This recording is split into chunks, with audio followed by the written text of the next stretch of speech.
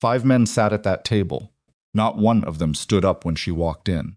The old man at the head, 72 years old, flown in from Seoul, built his empire on fear and silence, looked at Nia Mercer like she was something stuck to the bottom of his shoe. He didn't bother lowering his voice. He spoke Korean, fast and sharp, assuming she couldn't understand a single word.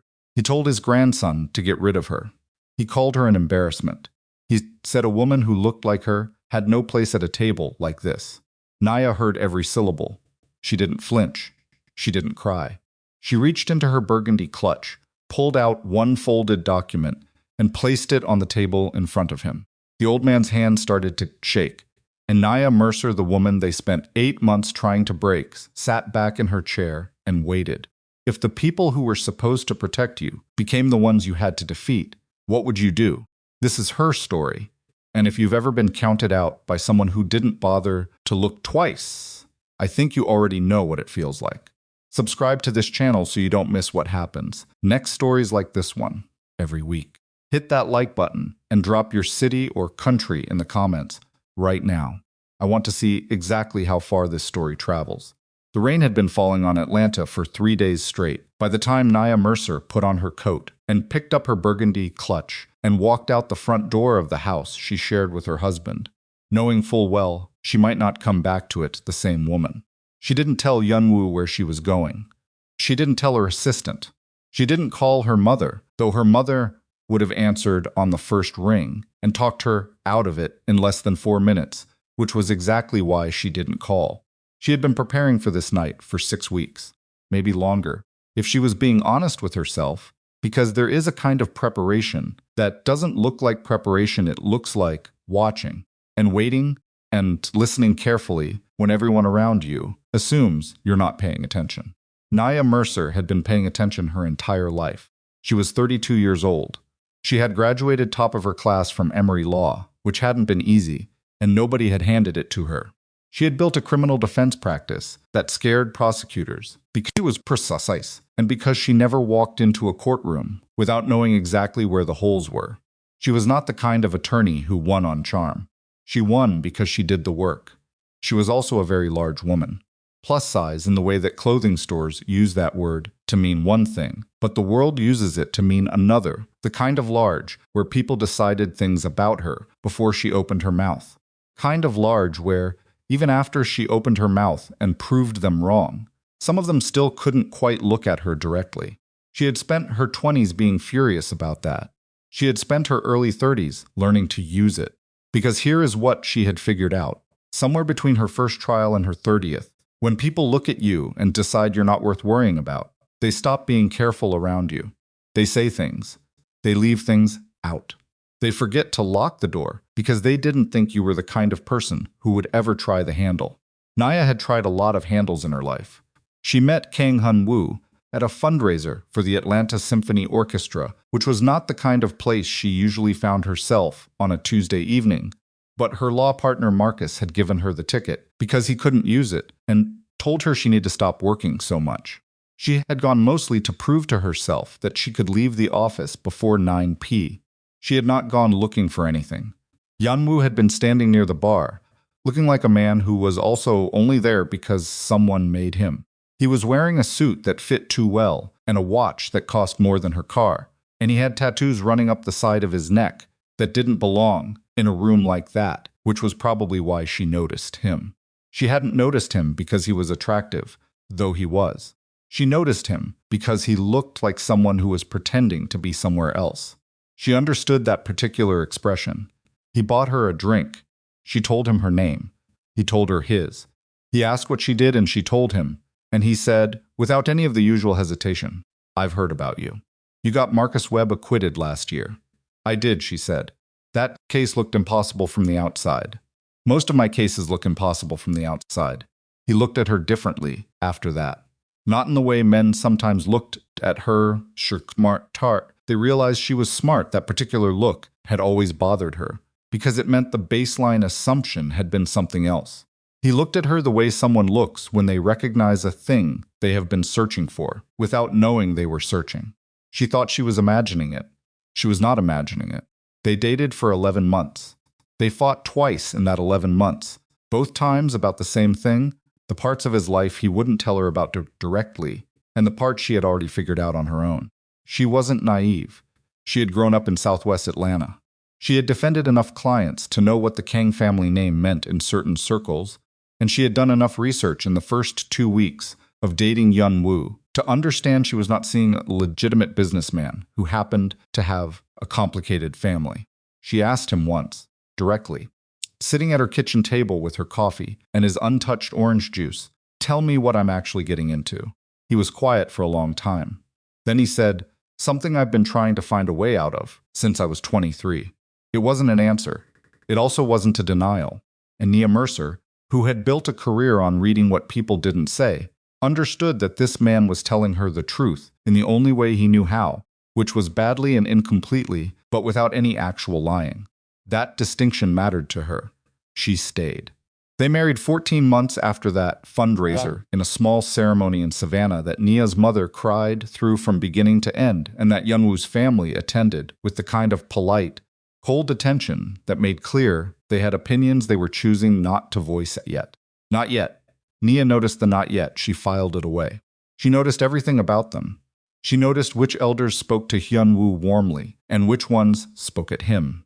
She noticed the way certain men in his organization looked at her not rudely, just briefly, with a particular kind of recalibration, as though they had been expecting something different and were now quietly adjusting their plans. She noticed that no one asked her anything about herself, not her work, not her family, not what she thought about the weather or the food or the city she'd grown up in. She was Hyun-Woo's wife. That was the entire category they had placed her in. Wife. American, black, large. Whatever conclusions they drew from those 4 things, they had drawn them within the first 10 minutes of meeting her and had not updated since. That was their mistake. But Nia had learned something in her career about mistakes. You don't correct someone else's mistake when they're making it. You watch. You build your case while they're still busy being wrong about you. The financial records came by accident, which was the most honest way to describe it. She had been looking for the restaurant's tax filings because Hyun-Woo had mentioned offhandedly that they needed a new accountant, and she had offered to look over the books because that was the kind of wife she was, not in a subservient way, but in the practical way of a woman who had spent years examining financial documents for a living and found the work genuinely satisfying. She was good with numbers. She liked the way money told stories. The file Hyun-Woo had pulled up for her was the right one. Labeled clearly, organized reasonably. She had no intention of looking at anything else, but the drive it was on had other folders, labeled in Korean, which she had been studying for 2 years. By then, quietly, with a tutor she paid in cash and did not mention to anyone. This was the second thing people consistently got wrong about her. They saw a black American woman married into a Korean family and assumed the language would be a wall. The assumption was so common and so consistently wrong that she had eventually stopped being surprised by it and started filing it under structural advantage. The folders were not locked. She opened one. What she found inside didn't make sense to her at first, the way a thing sometimes doesn't make sense when it's too large to take in all at once. Numbers, transfers, dates spanning back 12 years, names she didn't recognize attached to corporations she'd never heard of, which was normal for an organization like the Kang families, except that these corporations weren't connected to any of the visible operations. They weren't the restaurants. They weren't the import businesses. They weren't the real estate holdings that she already knew about. These were something else. She closed the folder. She sat in the quiet of Hyun-Woo's office for a long time, listening to the rain on the window, understanding that the decision she made in the next few minutes would change everything. She could close the drive and pretend. She had not become the attorney she was by pretending. She opened the folder again. Over the following 5 weeks, she worked at night. After Hyun-Woo was asleep, or on the nights he wasn't home, which were frequent, and which she had stopped asking about directly, because his answers had started to sound rehearsed. She sat at her home desk with a glass of water and a yellow legal pad, and she followed the money. This was what she was built for. This specific thing. The kind of document work that required patience and precision, and the ability to hold 15 connected details in your head simultaneously while tracking a 16th. She had done it for clients. She had done it to expose corrupt witnesses. She had done it in civil cases to find hidden assets during divorces. She had never done it inside her own marriage before. That part was new. She didn't let herself feel it fully, not while she was working. She felt it at the edges in the way her jaw ached from clenching at night, in the way she started drinking more water and eating less, in the way she snapped at Marcus once over a scheduling conflict that wasn't his fault and had to call him back 15 minutes later and apologize. She felt it in the way she looked at Hyun-Woo across the dinner table some evenings and understood with a quiet grief she wasn't ready to name that she was doing something he didn't know about, something that would change what they were to each other, regardless of how it turned out. But she didn't stop, because what the numbers were showing her slowly, and then all at once, was not the story she'd expected to find. She had gone in expecting to find something connected to Hyun-Woo. That was the fear she hadn't spoken out loud, that her husband, the man she had chosen deliberately and not impulsively, was operating something that would eventually blow back on both of them in ways she couldn't protect against. What she found instead was Kang Sik-tae, the patriarch, the 72-year-old man who had flown from Seoul to her wedding and spent the entire reception looking at her like she was something that had wandered in through an unlocked door. The man Hyun-Woo's entire family spoke about, in the particular tone people use for things they are simultaneously loyal to and terrified of. The man who, in 12 years of presiding over an organization that demanded absolute loyalty, had been draining it from the inside. 12 years. Millions of dollars. Shell corporations in 3 different countries that funneled money away from the organization's legitimate holdings and into accounts that traced, eventually and with significant work on Nia's part, back to a second property in Busan. A house. A household.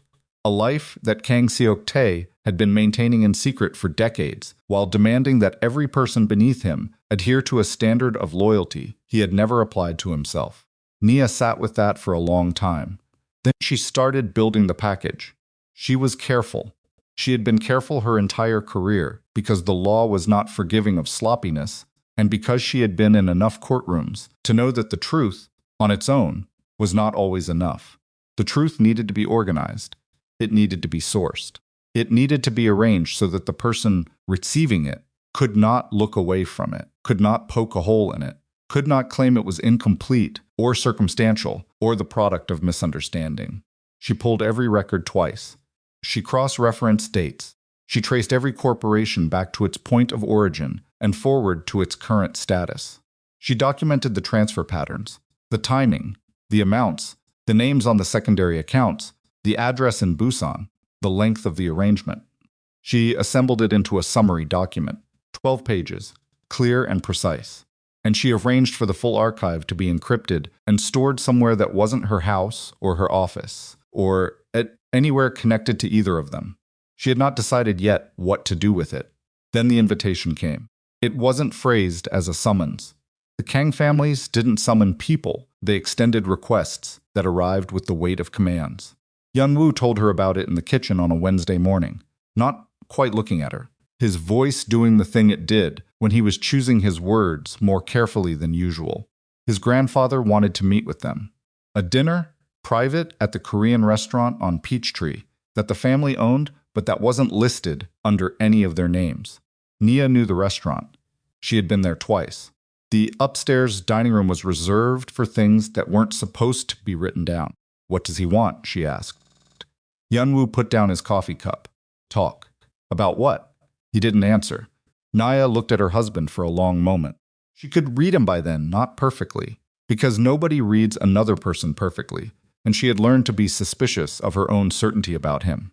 But she could read him well enough to know that he was scared, and that the fear wasn't for himself, and that he was also not going to tell her what the meeting was actually about, because he thought that not telling her was a way of protecting her.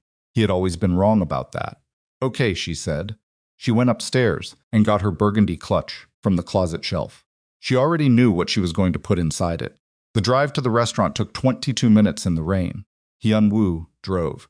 Neither of them spoke for most of it, and it wasn't a comfortable silence. It was the kind of silence that happens when two people are each thinking about the same thing from completely different angles, and neither one is ready to say it out loud.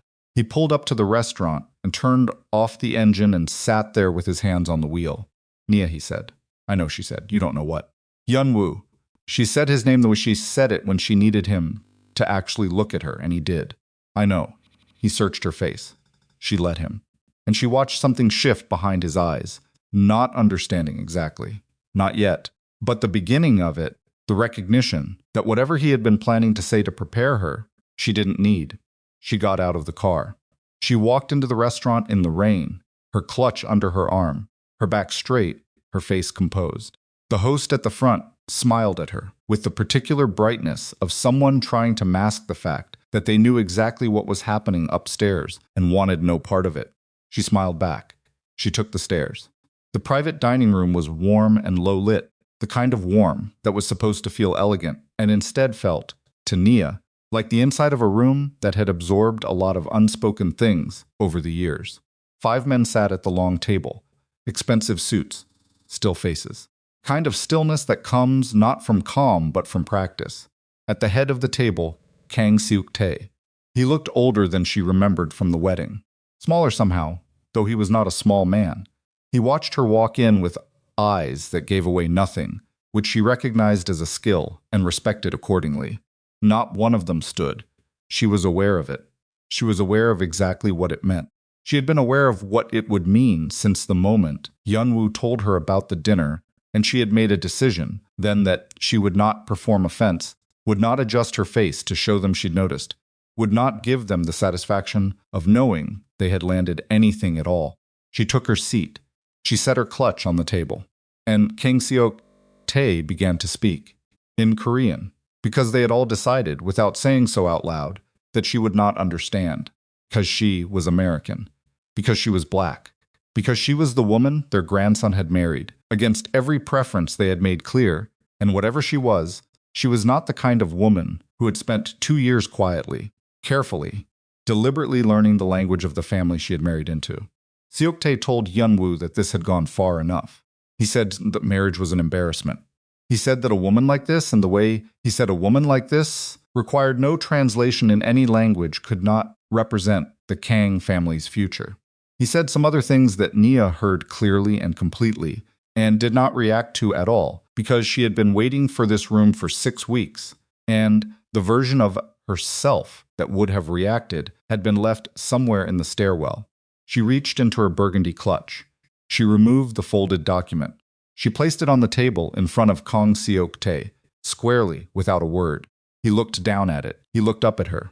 Something passed across his face, the beginning of confusion, the first small crack in the stillness, and then he picked up the document and unfolded it.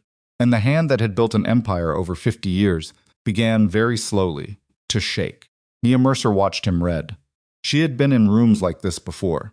Rooms where the entire balance of power shifted on a single piece of paper. Rooms where the person holding the document held everything, and the person reading it was only then beginning to understand exactly what had been built against them and for how long. She had built it. She had built it in the small hours of the night, in a marriage she loved and refused to lose, in a language they had assumed she didn't speak, with skills they had decided a woman who looked like her couldn't possibly possess.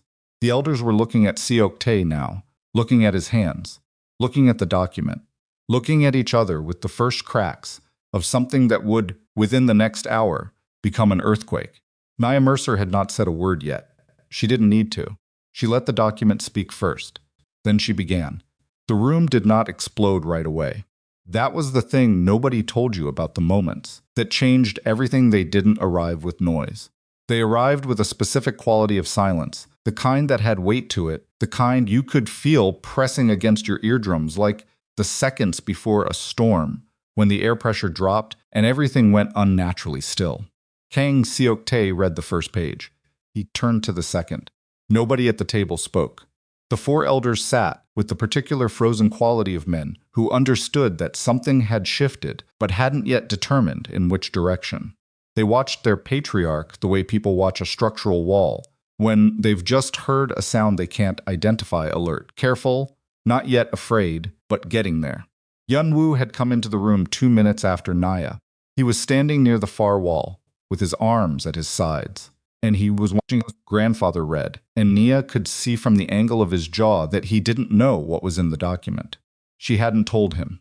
She had made that decision deliberately, 3 weeks ago, sitting at her desk at 2 in the morning, and she had revisited it every day since, and arrived at the same conclusion every time. If Hyun-Woo knew, he would try to stop her. Not because he didn't want the truth to come out, but because he was afraid of what would happen to her when it did. His protection instinct was genuine, and it was also, in this particular situation, the most dangerous thing about him. So she hadn't told him. He would understand later. She hoped he would understand later. Seok-tae turned to the 3rd page, and that was when his hands started shaking. It was a small tremor at first, the kind you could dismiss as age or cold, except that the room was warm, and Kang Seok-tae was not a man whose hands shook. Everyone at that table knew it because everyone at that table had watched those hands ciphers and pass judgment and issue the kind of quiet directives that determined outcomes for people who never saw them coming. The tremor meant something.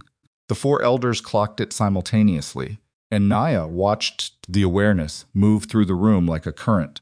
The eldest of the 4, a heavy-set man named Park Jin-ho, 70s, who had been with Seok-tae since before the American operations existed, leaned forward almost imperceptibly. "Halmeonim," he said, a low sound more than a word. Seok-tae held up one finger without looking up. Park Jin-ho sat back. Seok-tae read the 4th page, then the 5th. He was slow about it, methodical, and Nia understood that he was not slow because the language was difficult. He was slow because he was buying himself time to decide what face to put on when he looked up. She had seen that in deposition rooms. She had seen it in courtrooms. Person encountering a document that dismantled their position, trying to find the angle, the flaw, the crack they could fit a finger into and pry apart, trying to locate the one thing that made all of it wrong before they had to respond to any of it. Seok-tae turned the last page. He set the document down on the table. He looked at Nia. His face had arranged itself into something flat and controlled, which cost him, she could see what it cost, the particular tightness around his mouth, the extra second before he spoke. When he did speak, it was in English, which told her everything about where they were now. "Where did you get this?" he said. Not a question. The sentence structure of a man who had spent 50 years not asking questions, only issuing them. "I built it," Nia said. "From what source?" "Financial records. Corporate filings. Transfer documentation." She kept her voice even. Factual. The voice she used in cross-examination when she wanted the witness to understand that she already knew the answer and the only variable was whether they were going to be honest about it. All sourced, every line. Seok-tae's jaw moved. It was a small movement, barely visible, but the room was quiet enough that everything was visible now. "This is fabrication," he said. "The account numbers are on page 7. The Busan property deed is on page 9. The corporate registration for Chongsu Holdings Limited traces back to your personal attorney in 12 steps." Counted. Nia paused. "Would you like me to walk through it?"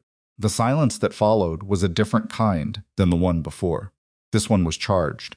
This one had 4 men in it who were running their own private calculations, and at least 2 of them, based on the way their eyes had moved to the document and away from Seok-tae, were already updating their understanding of who was sitting at the head of that table. Park Jin-ho spoke first, in Korean fast and low, directed at Seok-tae. Nia translated in her head without moving her face. "What is she saying about the Busan account? Is this the Cheongsu account?" "That account has been." Seok-tae cut him off with a single sharp syllable. Park Jin-ho stopped talking, but his eyes went to the document on the table with a look that Nia filed away carefully, because it was not the look of a man who had just heard something impossible. It was the look of a man who had just had something confirmed. He'd had suspicions. Maybe more than suspicions. That was interesting. Nia filed it away. Hyun-Woo pushed off the wall. "What is this?" he said. And it came out rougher than he'd intended. She could hear it the way a person's voice changes when they're trying to hold down something that wants to come up fast. He was looking at her, not at his grandfather, at her. "Nia, what is in that document?" She looked at her husband. There was a version of this moment she had rehearsed, where she explained it clearly, and he understood immediately, and they were on the same side of the room in seconds. There was another version she had also rehearsed, the harder one, where the explanation didn't land clean, and she had to hold the ground alone for longer than she wanted to. 12 years of transfers, she said, routed through 4 shell corporations, out of the organization's legitimate holdings and into accounts connected to your grandfather. Hyun-Woo stared at her. How much, he said. She told him the figure. The room moved. Not physically, nobody got up. Nobody reached for anything. But there was a collective shift, a reorientation, like a compass finding north. 4 men at a table and a husband near the wall, all of them recalibrating at different speeds. Park Jin-ho exhaled through his nose. A controlled sound. A man absorbing a number that had just redefined several years of his life. The youngest of the 4 elders, Lee Jae-min, late 60s, who had barely spoken since Nia walked in, put both hands flat on the table surface, with a deliberate care that meant his hands had been shaking, and he was stopping them. 12 years, Lee Jae-min said. Not to anyone in particular. To the air. 12 years, Nia confirmed. Seok-tae's voice came out low and precise and very cold. You have no understanding of what you are touching. I have a thorough understanding, Nia said. That's the issue, isn't it? You are an attorney, he said. And the way he said it made the word into a small thing, a dismissal. An American attorney. You have walked into a conversation that you told him to end the marriage. Nia let that sit for exactly 2 seconds. In Korean, 30 minutes ago when I walked through that door, before you knew I was going to say a single word. You flew from Seoul to tell your grandson to get rid of me. Another beat. I think I understand the conversation well enough. The room went very still again. Hyun-Woo turned toward his grandfather. Something in his posture had changed the way a person's body changes when the scalding's been standing on shifts under their feet and they're figuring out whether it's going to hold. Harabioji, he said. His voice was careful in the way of someone being careful because the alternative was not. Seok-tae did not look at him. He was still looking at Nia with the flat, unreadable attention of a man deciding something. She is not family, Seok-tae said. To Hyun-Woo. About Nia. As though she had stopped being in the room. She does not understand what she has found, and she does not understand what she is risking by. I understand exactly what I'm risking, Nia said. And I understand exactly what you're risking. Which is why we're having this conversation in a private room instead of somewhere else. Seok-tae turned back to her. You want money, he said. No. Everyone wants something. I want you to stop telling my husband to choose between you and me, Nia said. That's what I want. That's the entire list. The oldest patriarch of the Kang organization looked at her for a long moment. She watched him try to locate the angle, the leverage, the thing about her that he could use. She watched him fail. She watched him recalibrate, reaching for the framework that had worked for 50 years, the one where he held the information and everyone else operated in the dark, and running up against the fact that it wasn't working here. You are bluffing, he said finally. Page 9, Nia said. Busan. The property has been held under the name Chong-Su Residential Trust since 2009. There's a woman living there named Park Soo-yeon. She's been there for 23 years. 2 children listed on the household registration were born in 2004 and 2007. She paused. I'm not bluffing. The name Park Soo-yeon hit the room differently than the financial figures had. Park Jin-ho made a sound. A short, involuntary sound, the kind that escapes before a person can catch it. He pushed back from the table slightly, not standing, just creating distance, and looked at Seok-tae with an expression that had moved well past calculation into something rawer and more personal. Lee Jae-min had both hands on the table and was staring at them. The 2 other elders, Kim Dong-hyun and Choi Byung-soo, who had been stone-faced and silent since Nia walked in, were now looking at each other with the quick, tight communication of men who have worked together long enough to speak without speaking. And Hyun-Woo. Nia looked at her husband. His face had done something she hadn't seen it do before, which was shut down entirely. Not the controlled blankness he used in rooms like this. Something else, the blank of a person who has just had the floor removed and is in the half-second before they understand they're falling. Who is Park Soo-yeon, he said. His voice was very flat. Seok-tae did not answer. Harabioji. Hyun-Woo's voice cracked slightly on the second syllable, and he didn't recover it cleanly. Who is she? Seok-tae straightened in his chair. The tremor in his hand was gone now, replaced by the rigid stillness of a man who had decided to stop absorbing the situation and start managing it. He had managed situations for 50 years. He was reaching for that. This document, Seok-tae said, and he picked it up off the table and held it, was assembled from materials that belonged to this family. The manner in which they were accessed was a violation. It's a summary, Nia said. Seok-tae stopped. What you're holding is 12 pages, Nia said. The full archive is somewhere else. Organized, encrypted, and accessible to 2 attorneys who are not me, on a schedule that doesn't require my involvement to trigger. She let him sit with that. If something happens to me or to Hyun-Woo, it goes. That's already in place. It has been in place for 3 weeks. The air in the room changed quality. This was the moment. She had known it would come, and she had planned for it. And it was still, sitting here inside it, harder than she'd expected, not because she was afraid, or not only because she was afraid, but because she could see on her husband's face that he was learning several things at once, and that some of them were about her, and she didn't know yet which way that would land. Park Jin-ho stood up. He wasn't standing toward Nia. He was standing toward Seok-tae, which was a different thing. And his voice when he spoke was no longer the low deferential murmur she'd heard 20 minutes ago. It was hard. It was flat. It was the voice of a man who had been subordinate for a very long time and was doing the specific arithmetic of whether that arrangement still made sense. Suyeon, he said in Korean. Seok-tae, tell me this document is wrong. Seok-tae held the 12 pages and did not answer. That was its own answer. Park Jin-ho pulled his chair back from the table and sat down again, very deliberately, and placed both hands on the table's surface and looked at them. He looked like a man who had just opened a door and found a different room than the one he'd been building toward his entire life. 12 years, he said again. Quiet this time. Almost to himself.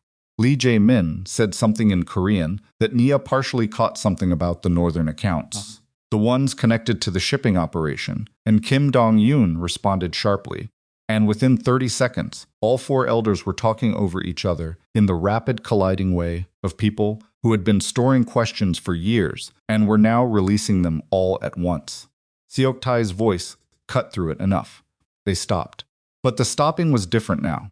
It had the quality of stopping under protest, the kind of stopped that could start again easily, and the patriarch seemed to recognize it too, because something behind his eyes shifted. He had managed rooms for 50 years by being the person no one questioned. He had just become the person they were all questioning, simultaneously. He turned to Hyun-Woo. She has put your family in danger, Seok-tae said. This woman, your wife.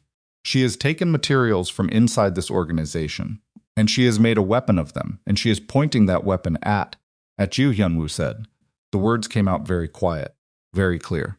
Seok-tae paused. At you specifically, Hyun-Woo said. That's what she found. That's what's in there. He gestured toward the document still in Seok-tae's hand, and his arm wasn't quite steady. She didn't find something I did. She didn't find something the operation did. She found something you did. For 12 years. While every person in this organization answered to you. Seok-tae said, you don't understand who is the woman in Busan? Question landed in the room and sat there. Seok-tae looked at his grandson. Something moved across his face, not remorse. Not exactly. But something adjacent to it. The involuntary acknowledgement of a thing you have hidden so long that being seen is a physical experience. He did not answer. Right, Hyun-Woo said. The single syllable of a man closing a door. He looked at Nia, and Nia looked at her husband, reading him the way she always read him, imperfectly and carefully, trying to separate what she could see from what she was hoping to see. His face was still doing that shut-down thing. But underneath it, in the tightness around his eyes, and the way he was breathing not fast, but too controlled, the breathing of someone working hard to stay inside. Something she could see the machinery running. He was thinking. He was thinking very fast. Choi Byung-soo was the one who reached for the document. He did it quickly, pushing up from his chair and leaning across the table, one hand extended toward the 12 pages in Seok-tae's grip. He was 68 years old and had the kind of physical directness that came from decades of operating in environments where the person who moved first often ended the argument. And in this moment, he was operating on instinct. Give me that, he said, to Seok-tae in Korean, and his hand was already touching the edge of the paper. Nia said clearly, it's a summary. Choi Byung-soo stopped, looked at her, You can take that document, Nia said. You can take it apart. You can burn it, if that makes anyone feel better. It changes nothing. I told you the full archive is somewhere else. That is not a negotiating position. That is the situation. Choi Byung-soo's hand withdrew. He looked at Seok-tae, then at Kim Dong-hyun. Then, and this was the thing, the shift Nia had been watching, for he looked at Park Jin-ho, who was still staring at his own hands on the table. And what moved between those two men in that glance was not a question and answer, but a kind of confirmation. A recognition that the framework they'd operated in had already changed, and they were now in the business of deciding what came next. Kim Dong-hyun stood up. He was the most composed of the 460s, lean, the kind of man whose silences meant more than other men's sentences. He'd spoken maybe 40 words since Nia walked in. When he stood, the room registered it the way a room registers, when the person you hadn't been watching reveals they'd been paying the most attention. He spoke in English. "What do you want to happen?" he said to Nia. Specifically. Seok-tae turned toward him sharply. "Dong-hyun, I'm asking her," Kim Dong-hyun said, without looking at the patriarch. There was no aggression in it. It was worse than aggression. It was the calm of a man who had already made a decision and was moving forward. Nia looked at Kim Dong-hyun. She had categorized him in her head 3 weeks ago as the dangerous one, and she had been right, but the danger was pointing in a different direction than she'd anticipated. "I want the stolen assets returned to the organization," she said. "I want Seok-tae to step down from his position. And I want the violent operations to end, not reorganized, not transferred, ended so that Hyun-Woo can rebuild the legitimate businesses without that weight attached." The room absorbed this. "And the archive," Kim Dong-hyun said. "Stays in place," Nia said. "As insurance, not as a threat. If what I've described happens, it doesn't go anywhere. If it doesn't happen," she let the sentence finish itself. Lee Jae-min made a sound that was almost a laugh. Not the kind that meant something was funny. Kind that means a person has just run out of the energy required to be surprised. "She's right," he said in English. He looked at Seok-tae. "She's right, and you know she's right. And we have been sitting here for 20 minutes not saying it." Lee Jae-min, Seok-tae began. 12 years. Lee Jae-min's voice went up slightly on the number, the only sign of what it cost him to say it again. "We built the American operation. All of us. We moved resources here. We made contacts here. We restructured the imports under your direction. Under your direction." Seok-tae, and the entire time. He stopped, pressed his mouth together, started again at a lower register. "How much of what I built is still there?" Seok-tae said nothing. "How much?" Lee Jae-min said again. Still nothing. Lee Jae-min turned to Nia. Nia told him the breakdown. What had been skimmed from the import accounts specifically, the years, the approximate figures. She had memorized it because she had known she would need it, and she delivered it cleanly, without drama, the way you deliver facts that are going to do their own damage, without any help from you. Lee Jae-min listened to all of it. When she finished, he nodded once, slowly, like a man marking something in a ledger that couldn't be unmarked. Park Jin-ho finally looked up from his hands. He looked at Nia, and what was on his face wasn't hostility that had been there at the beginning, the particular wariness of men who hadn't decided yet what she was. What was there now was something different. Not respect, exactly. Assessment. The reevaluation of a man who had clocked her as irrelevant and was recalibrating every assumption that assessment had rested on. "You built this alone," he said. "Yes," Nia said. Hyun-Woo didn't know.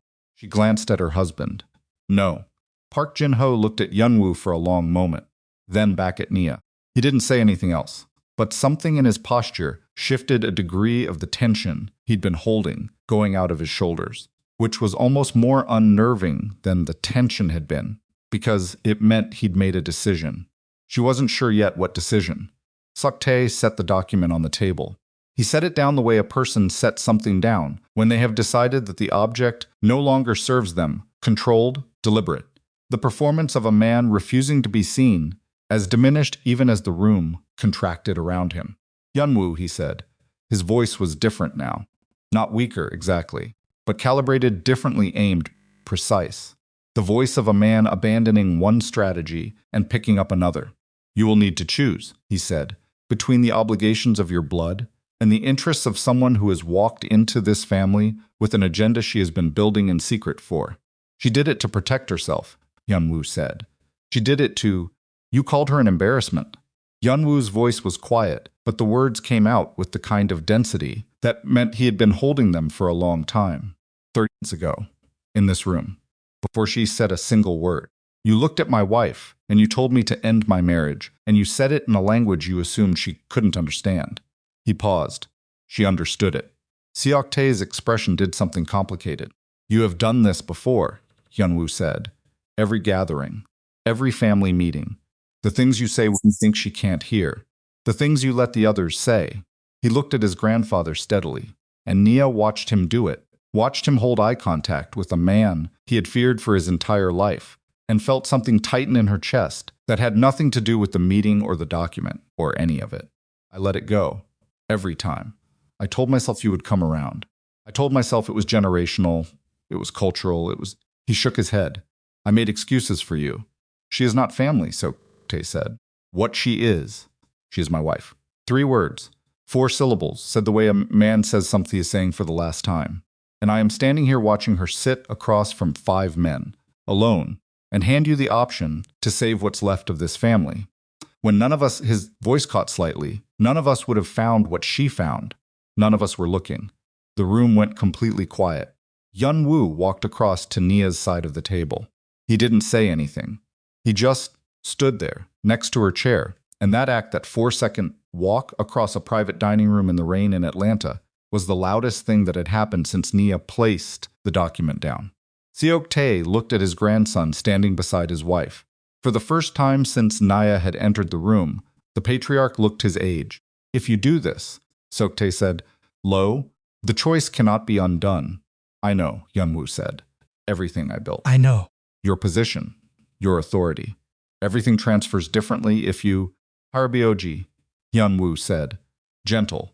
The way you are gentle with something that is already breaking. I know. Seok-tae looked at the document on the table.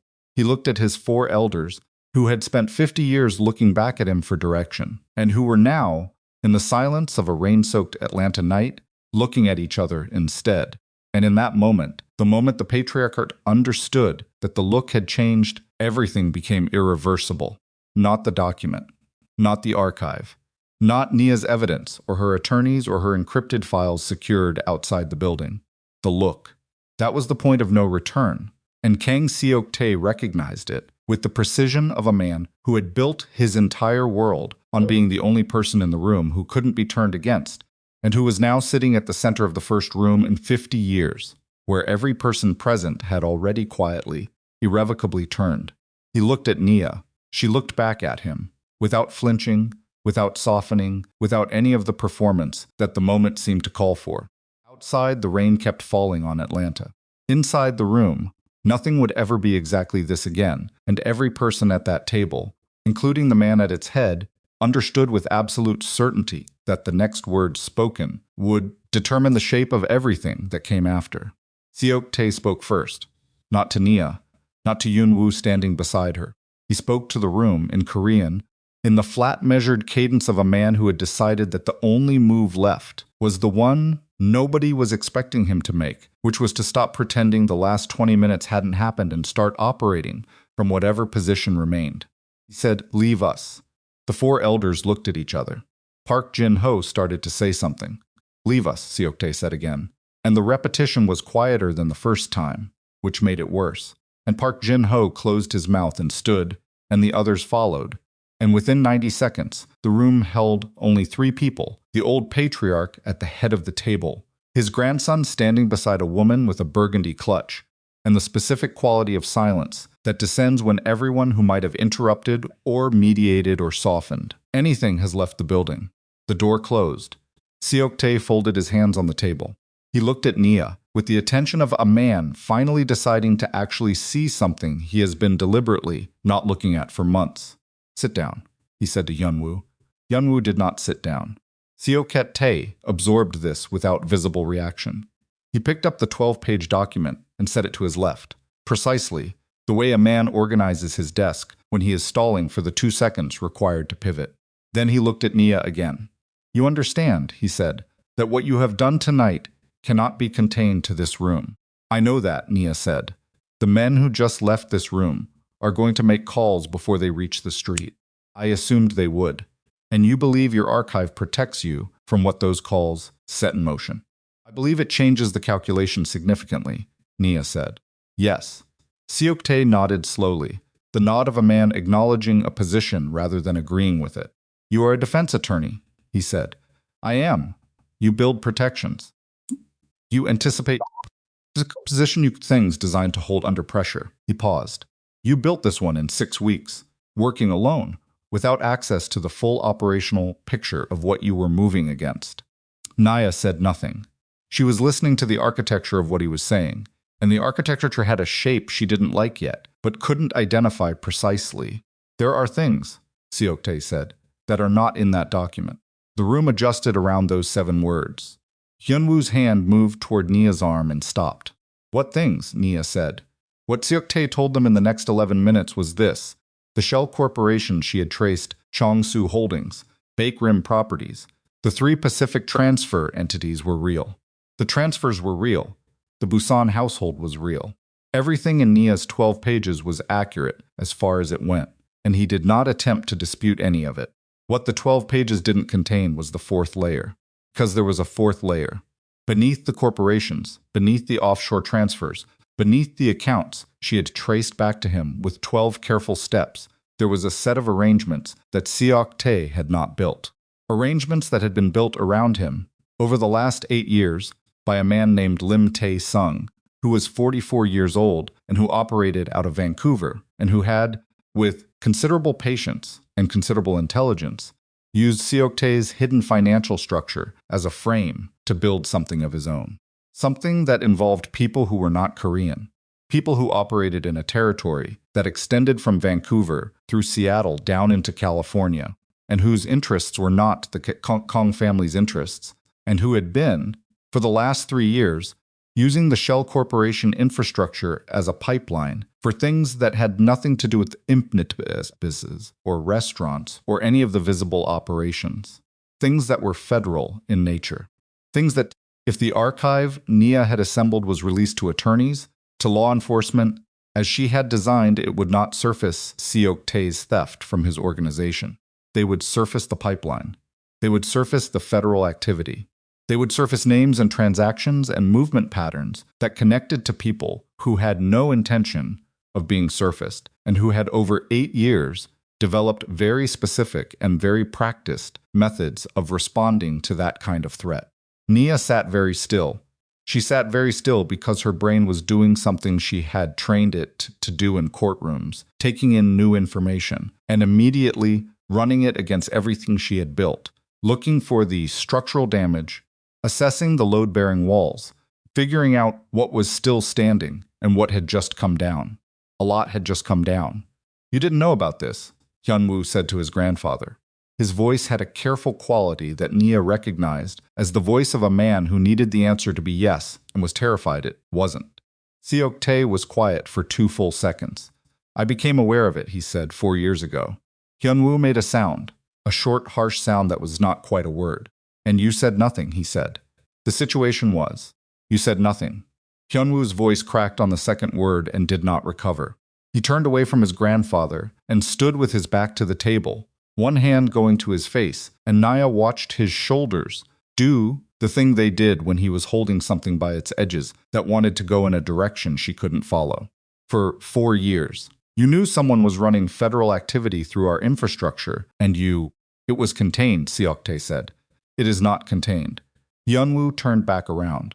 It is the opposite of contained. My wife just built an archive of everything she found and set it to release automatically, and she did not know about this layer because you did not tell anyone about this layer. And now, he stopped. He looked at Nia, and Nia looked at her husband, and she saw the exact moment he understood what she had already understood 45 seconds ago, which was that the safety structure she had built, the thing she had spent 6 weeks constructing with precision and care, the thing she had walked into this room carrying like a weapon, had a flaw in it she hadn't known about, because she hadn't had the information to know about it, because the information had been locked inside as a secret kept by a 72-year-old man who had been managing a situation for 4 years by doing nothing about it. The archive would release. If anything happened to her or Hyun-Woo, it would release. And when it released, it wouldn't just expose Seok-tae. It would expose Lim Tae-sung's pipeline. It would expose the federal activity. It would expose names and accounts and movement patterns belonging to people in Vancouver and Seattle and California who were not the Kang organization, who did not operate by the Kang organization's rules, and who would look at the source of that exposure and respond to it with a speed and directness that Nia's attorneys and legal protections could not do anything about. The protection she had built assumed the danger was in this room. The danger was not only in this room. How many people, Nia said. Her voice came out level. She was working to keep it level. Connected directly to the pipeline, Seok-tae said. Yes. Lim Tae-sung operates with a core of 12. The organizations he's connected to on the American side are larger. How much larger? Seok-tae looked at her steadily. Large enough that the archive you've described becomes a detonator. The words sat in the room. Detonator. Nia's hands were in her lap under the table, and she pressed flat against her thighs because they had started to do something she didn't want anyone to see, which was shake. Not much, not visibly, from across the table. But she could feel it. The fine tremor of a body processing the gap between what she thought she was holding and what she was actually holding. She had walked into this room with a weapon. She had not walked in with a bomb. She needed 30 seconds. She didn't take 30 seconds. She took 4 because 4 was all she had, because Hyun-Woo was looking at her with an expression that was trying very hard to stay off panic, and she understood that what he needed right now was not to see her fall apart. And whatever she was feeling, and she was feeling something large and cold that she was going to have to deal with later. In private, somewhere that was not this room, she was not going to let it show for more than the 4 seconds it took to put her face back on right. She took a breath. She put her hands on the table. Tell me about Lim Tae-sung, she said. Seok-tae looked at her with something that might, in different circumstances, have been respect. He told her. Lim Tae-sung had come up through a separate network, not Korean organized crime in the traditional sense, but the looser, faster-moving international structure that had developed in Vancouver over the last 20 years, where the categories were less fixed and the arrangements were more transactional. He had connected to the Kang organization 8 years ago through a legitimate import partnership, supply chain logistics for the restaurant holdings, the kind of arrangement that made accounting sense on paper and that nobody had looked at too carefully because it looked too boring to be interesting. He had spent 2 years being boring on purpose. Then he had started using the Shell Corporation infrastructure. Small at first, moving money through the Chongsu accounts in amounts too minor to flag, using the Bakerim properties as holding addresses. Seok-tae had discovered it not through his own oversight, but because a contact in Seoul had flagged an anomalous transaction pattern. By then it had been running for 2 years. Seok-tae had confronted Lim Tae-sung, and Lim Tae-sung had explained, very calmly, that the arrangement was now mutual, that the same infrastructure Seok-tae had used to hide his own financial activity from his organization was now also Lim Tae-sung's infrastructure, and that the exposure of one was the exposure of both, and that this created an incentive for continued cooperation. He blackmailed you, Hyun-Woo said. He created an arrangement, Seok-tae said. You let someone blackmail you for 4 years, and you said nothing to anyone. Seok-tae's expression went tight. There was no outcome from telling you. That was better than the outcome from managing it. Managing it, Hyun-Woo repeated. The flatness in his voice had become something else, something thinner and colder, the tone of a man running out of the energy required to be angry correctly. Your management is the reason my wife is now sitting in this room with an archive pointed at a pipeline she didn't know existed. Your wife? Seok-tae said, and the words had a careful quality now, the quality of someone picking their way through territory that had turned unstable. Assembled evidence from inside this organization's financial records without informing anyone. The risk she currently faces is a consequence of. Don't, Nia said. Seok-tae stopped. Don't finish that sentence, Nia said. Don't tell me the risk I face is a consequence of what I did. The risk I face is a consequence of what you did and what you kept doing and what you kept hiding. And if you try to put this on my plate right now, I will walk out of this room and let the archive run, and we will all live with what that produces. She said it evenly. She said it the way she said things in cross-examination, when she needed a witness to understand that she was not bluffing, and she was not managing them, and she was not performing. She was simply stating the available options and allowing the other person to choose. Seok-tae looked at her for a long moment. He said, "What do you need to know?" They stayed in that room for another 40 minutes. Hyun-Woo pulled a chair close to Nia's and sat in it, not across the table but beside her, which put them both facing the patriarch. And that configuration, the two of them on one side, the old man alone at the head, had a visual meaning that all three of them understood and nobody commented on. Nia asked questions. Seok-tae answered them. Hyun-Woo listened and occasionally added what he knew of the infrastructure from the operational side, filling gaps with the specific knowledge of a man who had run the American end of things without ever being told about the fourth layer. What emerged, detail by detail, was worse than the original problem, and also, in one specific way that Nia was beginning to see the edges of, slightly more manageable, not safe, not clean, but manageable in the way that some situations only become manageable once you understand their full shape, because the full shape revealed the pressure points. Lim Tae-sung needed the infrastructure. He had built his pipeline around it over 6 years, and removing it meant dismantling a distribution network that his American partners depended on, which meant disruption that reflected badly on him, which meant he had as much invested in the stability of the Kang organization's shell structure as the Kang organization did. He couldn't burn it down without burning himself, which meant he couldn't burn Nia's archive without drawing exactly the kind of attention he'd spent 6 years avoiding. "He's boxed," Nia said. "He is constrained," Seok-tae said. "He's boxed," she said, again. "He can't move on the archive without exposing the pipeline. He can't expose the pipeline without surfacing the American connections. He can't surface those connections without," she stopped. "Thought he's been running this on the assumption that the Kang organization's incentive to stay quiet was the same as his incentive to stay quiet. He built his whole position on that." "Yes," Seok-tae said. "Which means the moment that assumption changes, the moment the Kang organization's incentive structure shifts, his entire position shifts with it." "Also yes." Nia was quiet for a moment. Hyun-Woo was watching her think. She could feel it, the particular quality of his attention when he was watching her work. He'd told her once, early in their relationship, that watching her think was one of his favorite things, and she'd dismissed it as something men said, but she had come to understand that he meant it literally, that there was something in the process itself that he found worth watching.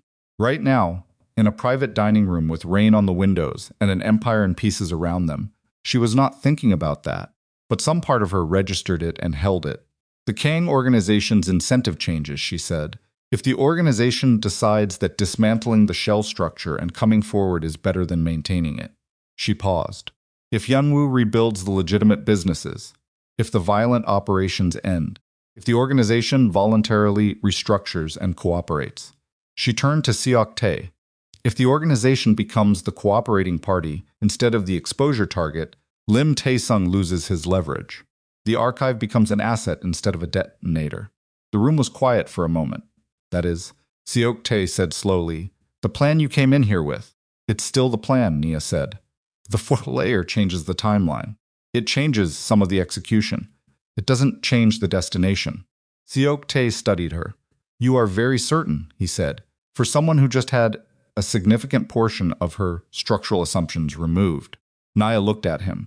"I've had significant portions of my structural assumptions removed before," she said.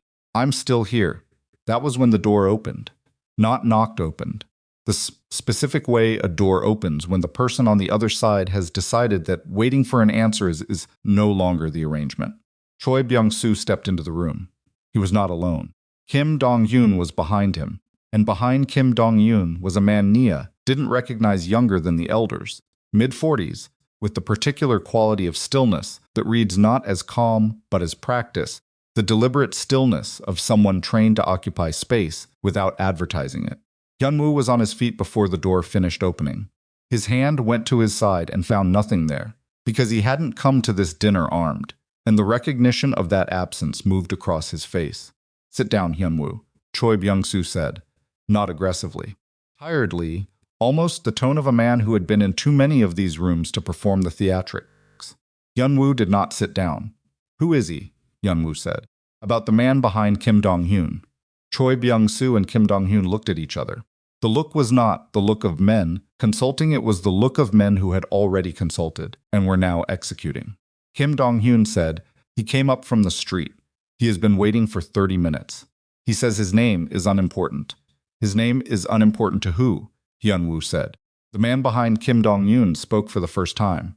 His English was unaccented American English, West Coast, the flat vowels, of someone who had grown up in the Pacific Northwest.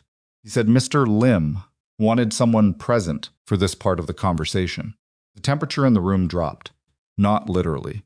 But Nia felt it the way you feel certain things in your body. Before your brain fully processes them, a cold current through her chest, a sharpening, the physical response of an organism that has just understood something important about its situation. Lim Tae-sung had known about the meeting. Not the document, maybe. Not the archive. But the meeting, the dinner, the summons from Seoul, the private room. He had known about it before tonight. He had someone in the room or someone adjacent to the room. Someone who had made a call before the elders reached the street. Someone in the Kang organization had already chosen sides. Nia looked at Choi Byung-soo. She looked at the specific quality of his tiredness. The tiredness of a man who had been carrying something heavy for longer than tonight. "How long?" she said to him. Choi Byung-soo looked at her. "How long have you been in contact with Lim Tae?" she said. The room went very still.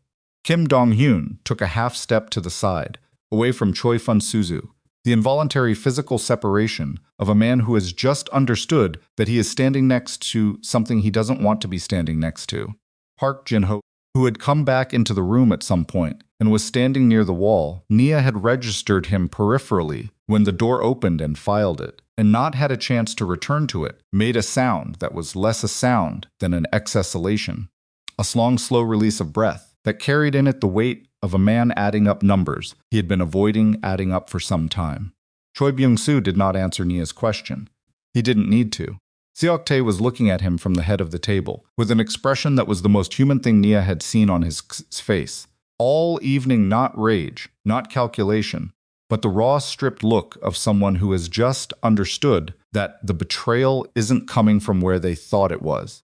That they have been outmaneuvered, not by the woman with the document, but by the man they trusted to stand beside them through the conversation. "Byung-soo," Seok-tae said. It came out the way names come out when a person is saying them for the last time and knows it.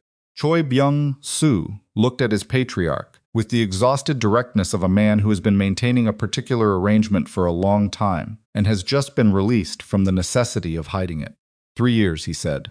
Lim Tae-sung approached me 3 years ago. He needed someone inside who could provide warning when the organization's internal structure was under review. He paused. "I told him about this meeting this afternoon." "Everything," Hyun-Woo said. The word came out very quiet. "He knows about the archive. He knows someone has assembled financial documentation," Choi Byung-soo said. "He doesn't know the scope. He knows enough," Nia said. She was thinking very fast, and the thinking had a different quality than 20 minutes ago. Not the careful, measured analysis of a woman building a case, but the faster, more physical thinking of a person running calculations in real time, with new constraints she hadn't had before, like rebuilding a structure while the ground beneath it continued to move. The man from the street Lim's representative, the man with the West Coast vowels and the practiced stillness, had not moved from the doorway. He was watching. Not threatening, not displaying anything, just watching, with the specific quality of a man who is there to observe and report, not to act. Which meant Lim Tae-sung was waiting. He had sent someone to watch, not to intervene. He wanted to know what this room produced, before he decided what to do with it. That was useful. That was important. If he'd wanted to shut it down, he would have moved already. He was still calculating his options. So was Nia. She looked at Hyun-Woo. He was standing between her and the door, not deliberately, just because that was where he'd ended up when he stood, and she could see in the set of his shoulders that every part of him wanted to put himself physically between her and the men who had just walked in, and that he was holding that instinct back because he understood, or was working to understand, that physical position was not the problem. The problem was that her safety structure, the archive, the attorneys, the automatic release had just acquired a variable she hadn't accounted for. Lim Tae-sung now knew it existed, and while he couldn't move against it without exposing himself, the knowing changed things. Because it meant the archive's function as a deterrent depended entirely on Lim Tae-sung, believing that releasing it hurt him more than it hurt Nia. And that calculation held. But only if Nia could still demonstrate that she controlled what the archive contained and when and how it was released. Only if she was still, in practical terms, the person holding the detonator. If Choi Byung-soo had told Lim Tae-sung enough, if Lim Tae-sung had enough information about the archive's structure, its location, its legal framework, he might be looking for a way to neutralize it that didn't require moving against Nia directly. He was smart enough to have thought of that. She needed to think of it first. She looked at Lim's representative in the doorway. "Tell him," she said, "that the release mechanism is biometric and time-indexed. It requires a confirmation from me every 72 hours, or it releases automatically. It cannot be accessed, altered, or stopped by anyone other than me on a device that is not in this building."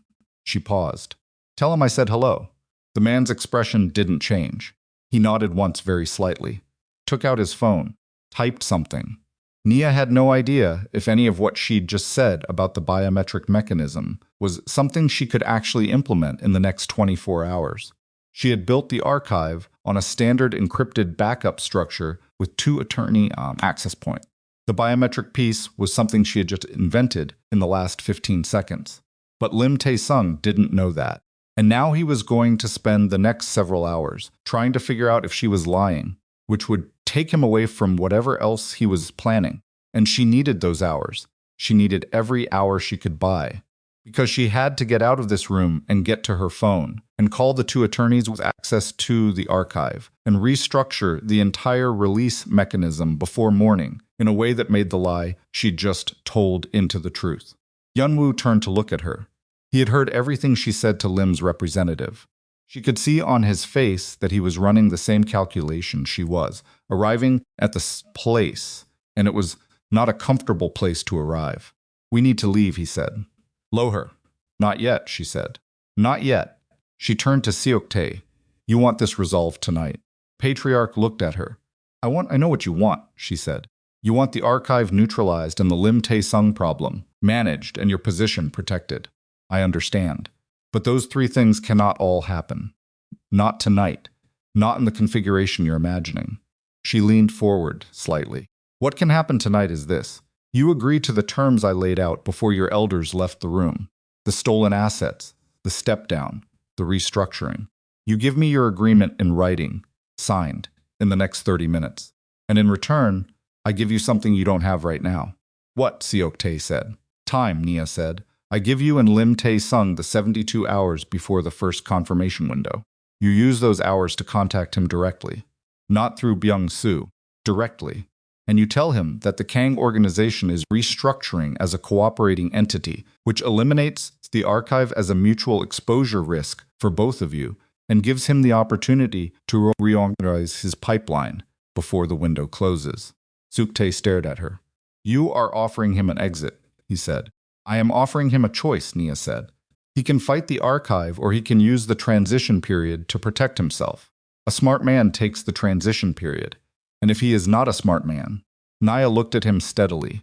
"Then neither of us is going home tonight," she said, "and we are out of options anyway, so we might as well find out now." The silence in the room had a different texture than every other silence that had preceded it. It had the texture of the last available moment before something irrevocable was set in motion. The room full of men who had built their lives on control and certainty, and the architecture of managed outcomes. And one woman who had walked in with a 12-page document and an archive, and a plan that had been partially dismantled, and who was standing in the wreckage of it, rebuilding in real time, with tools she was manufacturing as she went, in front of everyone, and who was doing it because there was no other option, and because she had never in her life, in any room, been the person who stopped when stopping meant losing everything she'd fought to build. Seok-tae looked at her for a very long time. Then he said, to the room, to no one and all of them, "Bring me a pen." Pen arrived in the hand of the restaurant's owner, a small, precise man named Oh Sung-wook, who had been running this building's open secret for 11 years, and who carried the pen the way a man carries something he has been asked to deliver into a room he is very glad he does not have to stay in. He set it on the table beside Seok-Tati's right hand and left without making eye contact with anyone. Seok-Tae picked up the pen. He held it for a moment without writing anything.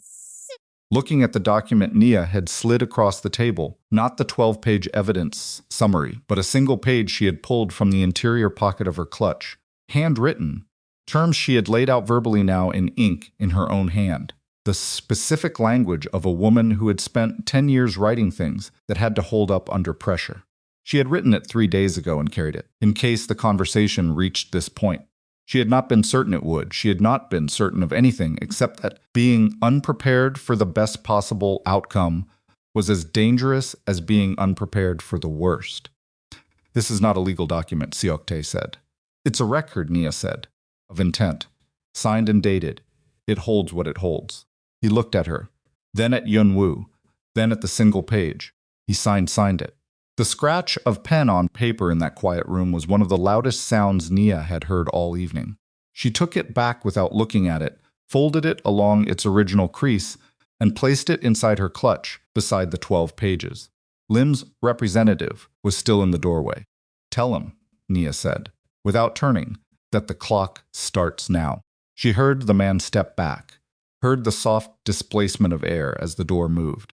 She did not hear it close entirely, which meant he was still there, which meant Lim Tae-sung was still deciding, and that was fine. That was acceptable, because deciding meant he hadn't moved yet, and not moving yet was the only thing she needed from him in the next 60 seconds. We're leaving, Hyun-Woo said. He said it to the room, not a question.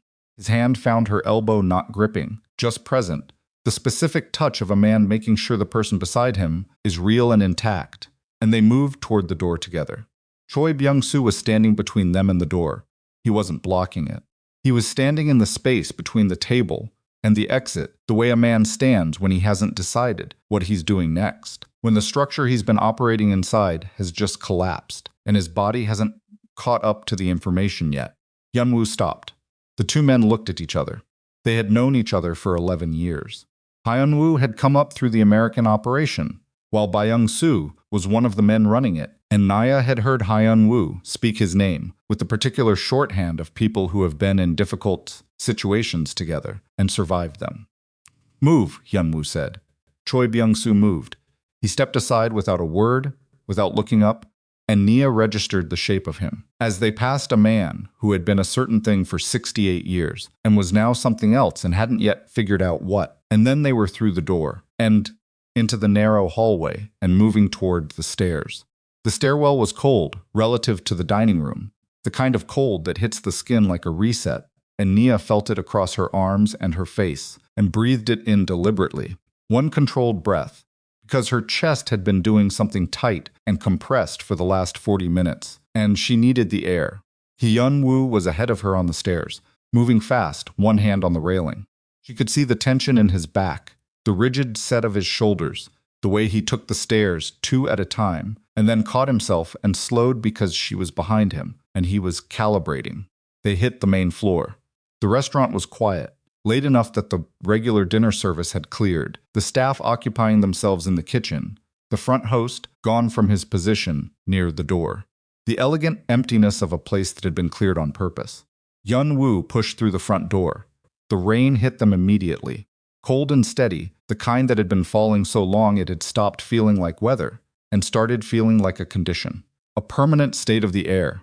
Nia stepped onto the sidewalk, and the rain soaked into her hair within seconds, and she didn't reach for anything to cover herself because both hands were on her clutch, and she was not releasing the clutch. The car was 20 feet away. He had his keys out.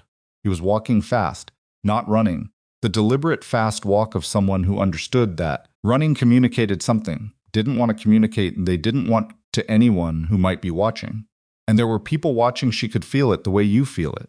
The particular quality of attention from directions you can't see directly. She matched his pace. They reached the car. He opened her door first, an automatic gesture. So habitual, he probably didn't register doing it, And she got in. He closed it and went around to the driver's side and got in and started the engine and pulled away from the curb in one continuous motion. Neither of them spoke for 90 seconds. Nia sat with her clutch in her lap and watched the rain on the windshield and felt her heart doing something that had nothing to do with calm, a hard, insistent rhythm against her sternum that she could feel in her throat. She pressed one hand flat against her collarbone, a private gesture, not visible from the driver's seat. "Are you hurt?" Hyun-Woo said. "No." "Are you?" "I'm fine," she said. He drove 2 blocks, 3. He made a left that took them off Peachtree and into a side street, darker, less traffic, and then he pulled over and stopped the car and turned to look at her. "The biometric mechanism," he said. "I know. You don't have a biometric mechanism." "I know that." "Nia." His voice had the stripped quality of someone who has been holding something back for the last 40 minutes and has now run out of the structural support required to keep holding it. "You told a man connected to a federal pipeline that the archive has a 72-hour biometric confirmation window. You have until morning before he verifies that's not true." "I have until morning before he decides whether to verify it or accept it as true," she said. "Those are different timelines. That is a very—" "I know," she said. "I know exactly what it is. I need you to drive, and I need my phone." He looked at her for another 2 seconds. Then he picked up her phone from the center console, where it had been sitting all evening. She had left it in the car deliberately, no distractions, no tracking, and handed it to her and pulled back onto the road. Nia opened her contacts. She had 2 attorneys. Marcus Webb, her law partner, who answered his phone until 11 p. M, and whose voice she needed right now more than she had needed anything in the last 6 hours. And Diane Cho, the second access point on the archive, a data security attorney in Decatur, who had agreed 3 weeks ago, for reasons and compensation Nia had made very clear, to hold the secondary access key without asking questions until she was asked specific ones. It was 10:47 p.m. She called Marcus first. He answered on the second ring with the voice of a man who had been awake, worrying. "Where are you?" "In a car," she said. "I need you to listen, and I need you to not ask me anything until I finish." A brief pause. "Go," she told him. Not everything, not the full architecture of what had happened in the room, not the second family or the elders or the moment Hyun-Woo walked across the floor. She told him what Marcus needed to know, which was the archive's current structure, the 72-hour window she had described to Lim Tae-sung's representative, and what she needed him to do in the next 6 hours to make that description accurate. When she finished, Marcus was quiet for 4 seconds. "You invented a biometric system while sitting in a room with a criminal organization's representative," he said. "I described a capability I intend to have by morning," Nia said. "That's a different thing. Can you do it or not?" Another pause. Longer. She could hear him thinking, which sounded like silence with specific qualities, the particular silence of a man who was brilliant at this kind of structural problem and who was working it in real time. "Diane's system has a confirmation protocol we've used for high-security estate documentation," he said slowly. "It's not biometric, but it's time-indexed, and it requires active confirmation from a registered device. If I call her tonight and we rebuild the release structure around that protocols, how close to what I described? Close enough that a man who isn't a data security expert won't know the difference. Lim Tae-sung will have people who are data security experts. Then they'll find a time-indexed confirmation protocol that requires your device and your access code, and that releases automatically without active confirmation, which is what you described, minus the biometric element. How long? 4 hours. Maybe 5. You have until 4 a. Nia said. "Call Diane now. I'll be at the office by midnight." She hung up and called Diane, who answered immediately, which told Nia she had been expecting the call, and gave her the same compressed version and heard Diane respond with the crisp, focused energies of someone who had been waiting for the specific problem that matched her specific skill set. She hung up the second call and sat in the dark of the moving car, with the rain on the roof and her clutch in her lap and the fading adrenaline, doing what adrenaline does when the immediate crisis passes, dropping fast, leaving the body heavy, and the edges of everything slightly blurred. Hyun-Woo was driving without speaking, which she needed, and which he seemed to understand she needed, and she sat with the silence for a minute before she felt him glance at her. "You wrote that term sheet 3 days ago." he said. Yes. You came in there with a signed document ready. I came in there prepared for the conversation to go the way I needed it to go. And the conversation didn't go the way you needed it to go. No, she said. But you still got the signature. She looked out the window at the rain and the moving streetlights. I got a signature. What it produces is still open.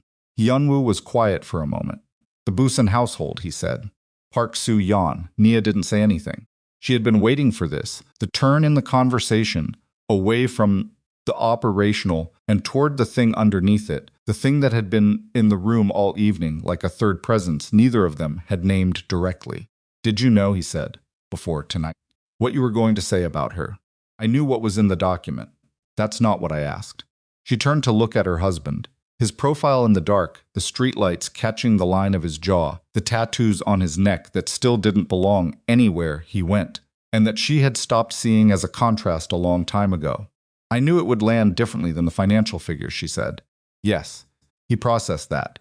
She watched him process it, the slight shift in his grip on the wheel, the small muscle movement along his jaw.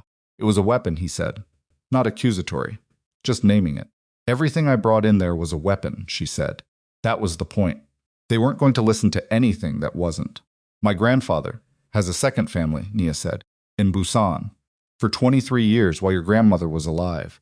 She paused. I didn't create that. I found it. Hyun-Woo said nothing. I am sorry. She said that it hurt. Finding it in that room, the way it came out. I am sorry about that specifically, he exhaled. Long and slow. I need 5 minutes, he said. Take them, she said. They drove. The call came in at 11:22 p.m. Nia's phone. Unknown number. She looked at it and then at Hyun-Woo, and he looked back at her and she answered. The voice on the other end was calm, accented West Coast, underneath something older that she couldn't immediately place. He didn't introduce himself. He didn't need to.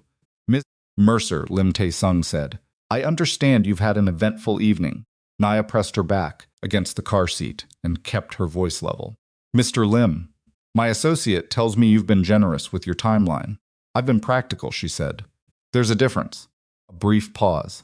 The sound of air, of space, of a man in a room, somewhere that wasn't Atlanta, who had been watching this situation develop for 3 years, and was now speaking to the variable he hadn't accounted for. The archive, he said. You understand I'll want to verify the release mechanism. Verify it, she said. You'll find what I describe. She said it with the flatness of total certainty. And she said it that way because the alternative was not available, and because Marcus was already on the phone with Diane, and because the only way this worked was if Lim Tae-sung believed her for the next 4 hours, after which it would be true. Another pause, longer this time. You're not what Byung-soo described, Lim Tae-sung said. What did he describe? A liability. Nia almost laughed. Not quite. He described me to you before tonight? He described the situation as unstable because of your presence, Lim Tae-sung said. He felt you were an unpredictable element. Wasn't wrong, Nia said. Something in the quality of the silence on the other end changed. Not warmer, exactly, but adjusted. The specific adjustment of a man recalibrating his model of something. The 72 hours, he said. Use them, she said. Seoki Tae will contact you directly. The restructuring gives you transition time to reorganize the pipeline. If you fight the archive instead of using the window, you're choosing to burn what you built, and I don't think that's what you want. What I want, Lim Tae-sung said, is a guarantee that the archive doesn't move regardless of what happens with the restructuring. You don't get a guarantee, Nia said. You get a conditional. The archive stays inactive as long as the terms are met. You know the terms. They're the same terms that give you the transition window. Silence. And if I choose not to accept those terms? Nia's hand tightened on the phone. Under the surface of her voice, under the flat professional control she was maintaining with everything she had, her heart was beating so hard she could feel it in her fingertips.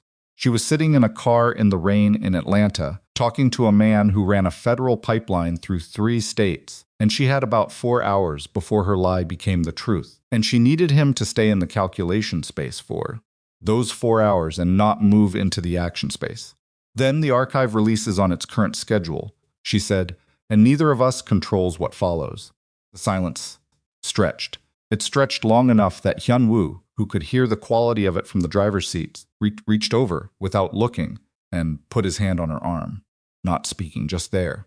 "I'll be in contact," Lim Tae-sung said. He hung up. Nia lowered the phone. She sat with it in her lap and stared at the rain on the windshield, and allowed herself, for exactly 10 seconds, to feel the full weight of what she had just done and what was still unresolved, and how many things could still go wrong before morning.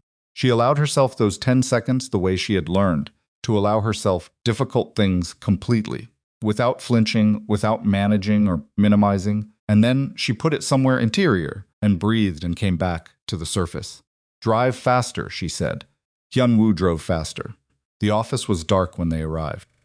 Marcus got there 8 minutes later, with coffee he had made at home, and carried in a travel cup, which was the most Marcus thing Nia had ever seen, and which produced in her a feeling she didn't have a clean word for not quite relief and not quite affection, but something that lived in the same territory as both.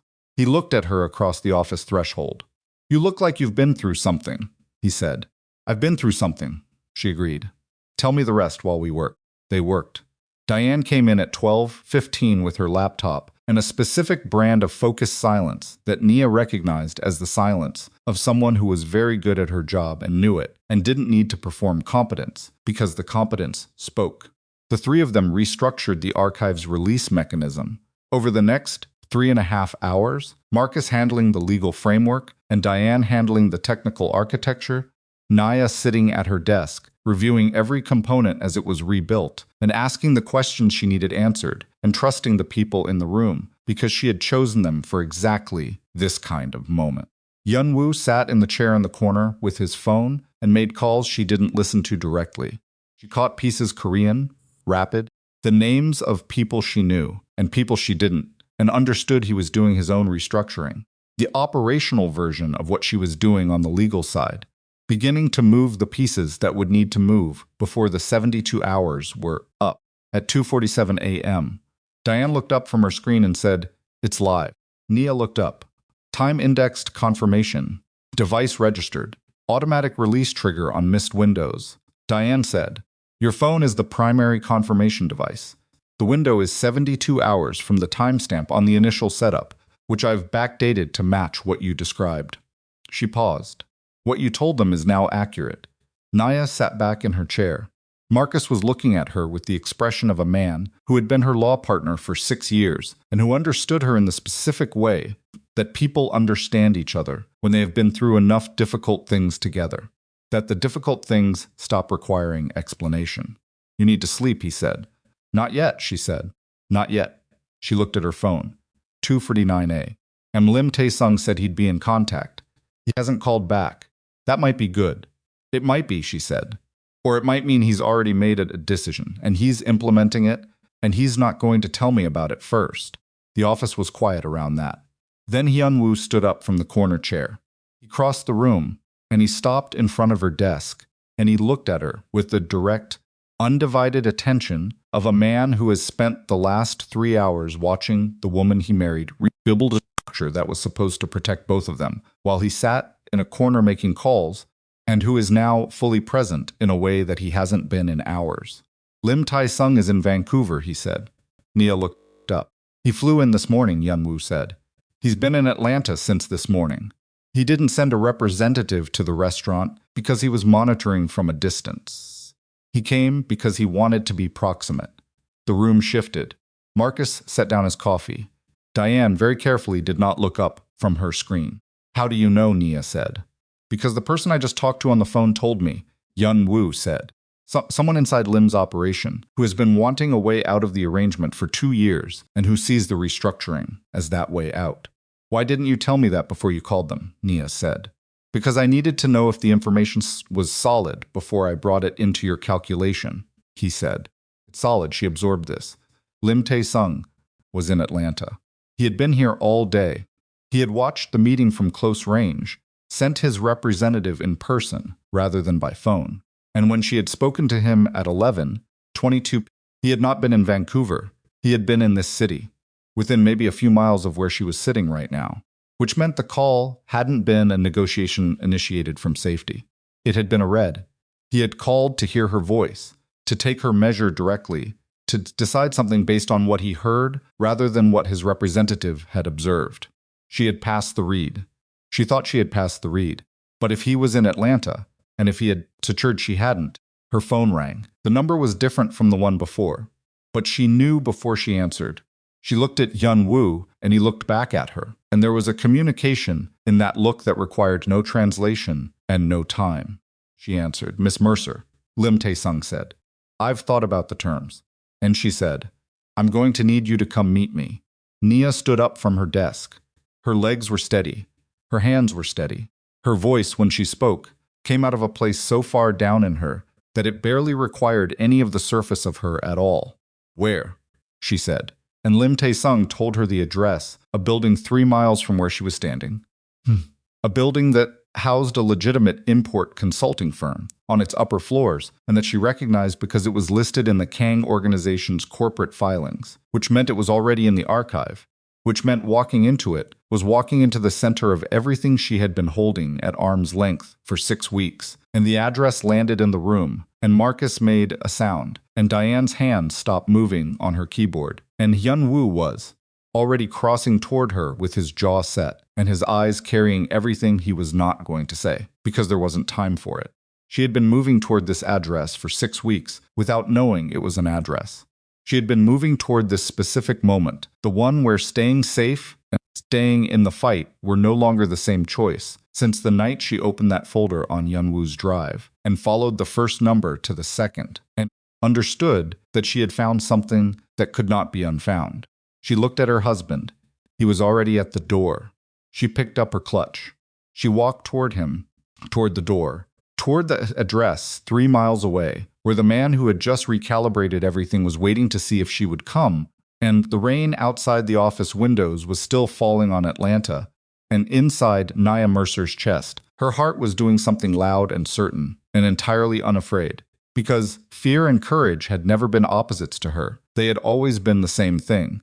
The same current, moving in the same direction. And right now that direction was forward, and there was nothing left in the world that was going to make her stop. The building had a name on the front, Hansung Trade Consulting, in English and Korean, backlit in white, the kind of clean corporate signage designed to look like it had nothing to hide. 3 floors, glass lobby, a security desk with one man behind it who was not a security guard in any traditional sense, which Nia could tell by the way he stood. When they came through the door, the weight distribution, the hands, the particular alertness of a man whose job was not to check badges but to assess threats. He looked at Nia. He looked at Hyun-Woo. He picked up a phone and said 2 words into it and set it down and nodded toward the elevator. Marcus had wanted to come. She had told him no, and he had argued, and she had said his name once in the way that ended arguments, and he had stood in the office doorway and watched them leave with the expression of a man who understood the decision and hated it simultaneously. Diane had already been on the phone with 2 data security contacts, building a secondary verification layer around the archive's new structure, because Nia had asked her to keep working regardless of what happened in the next few hours, and Diane had said yes without asking what regardless might mean. The elevator was mirrored. Nia looked at herself in it, on the way up, her hair still damp from the rain, her burgundy clutch under her arm, her face doing the thing she had trained it to do in courtrooms and cross-examinations and moments that required her to look like she was made of something harder than she actually felt. She looked at Hyun-Woo beside her. He was looking straight ahead at the mirrored doors, jaw set, the tattoos on his neck visible above his collar, and she thought with a sudden clarity that cut through the exhaustion and the adrenaline residue, she thought, I chose this man correctly. Whatever else is true about this night, that part is not in question. The elevator opened on the 3rd floor. Lim Tae-sung was shorter than she had constructed him in her mind. He was standing near the window of a conference room that smelled of coffee and recycled air and the particular staleness of space that had been occupied for many consecutive hours by people doing concentrated work. 50-ish, lean, the kind of lean that came from not eating much rather than deliberate exercise. He was wearing a plain dark shirt and no jacket, which meant he had been here long enough to remove the jacket, which meant he had been in this building much of the day. There were 2 other people in the room. A woman at the far end of the conference table with a laptop, 40s, whose function Nia could not immediately determine. A man standing near the door behind them, 30s, whose function was immediately clear. Lim Tae-sung looked at Nia for a moment without speaking. Then he said, "You came. You asked me to," she said. "I wasn't certain you would. You were certain enough to be here waiting." Something shifted at the corner of his mouth. Not quite a smile, the acknowledgement of a point. "Sit down," he said. They sat Nia across from Lim Tae-sung, Hyun-Woo beside her, the configuration of every important conversation she had been in tonight, the two of them on one side. She set her clutch on the table in front of her and left her hands resting on either side of it, visible, relaxed, the deliberate body language of someone who was not preparing to reach for anything. Lim Tae-sung sat down across from her and folded his hands and looked at her with the direct, undecorated attention of a man who had been running complicated operations for 20 years and who had dispensed with the theatrics of power a long time ago because he had found the substance more efficient. "The biometric system," he said. "Yes," she said. "My people verified the release architecture 40 minutes ago. It matches what you described." She kept her face still. "Which means," Lim Tae-sung said, "that you either built it before tonight, or you built it between your car and this building." Nia said nothing. "The timestamp says it was configured at 2:47 a.m., he said. 3 hours after you told me it existed. The room absorbed that." Hyun-Woo's leg pressed very slightly against hers under the table. Lim Tae-sung looked at her for a long moment. Then he did something she had not expected, which was exhale a genuine exhalation, not a performance. The sound of a man releasing something. "You told me a lie," he said, "that you then built into a truth before I could prove it was a lie. I described an intention," Nia said, "and then I executed on it. In 3 hours. In the middle of the night. I had good people working." Lim Tae-sung was quiet for a moment. "Byung-soo told me you were a liability," he said. "He told me you were an amateur who had stumbled into something she didn't understand, and that the situation would resolve itself once the family dealt with you directly." "Byung-soo underestimated me," Nia said. "Most people do. I've stopped being surprised by it." "I didn't underestimate you," Lim Tae-sung said. "I underestimated the situation. There's a difference." He paused. "Byung-soo told me about the dinner 3 days ago. He told me about the document yesterday.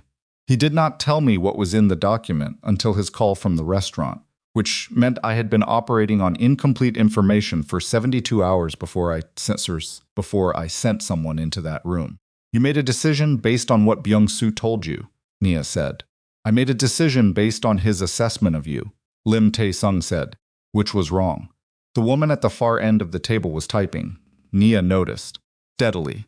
Whatever she was typing, she was doing it with the focused continuity of someone executing a task that had been ongoing before this conversation started.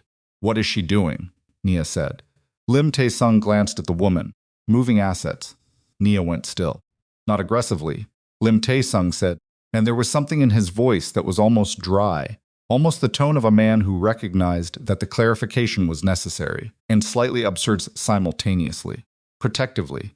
I started the process when I hung up the phone with you. If the archive releases for any reason, on any schedule, I want the pipeline elements that are most exposed be in a position of reduced exposure." "You're already restructuring," Nia said. "I have been for 40 minutes, he said. "Not because you forced me to, because you were right that fighting the archive costs me more than the transition window gains me."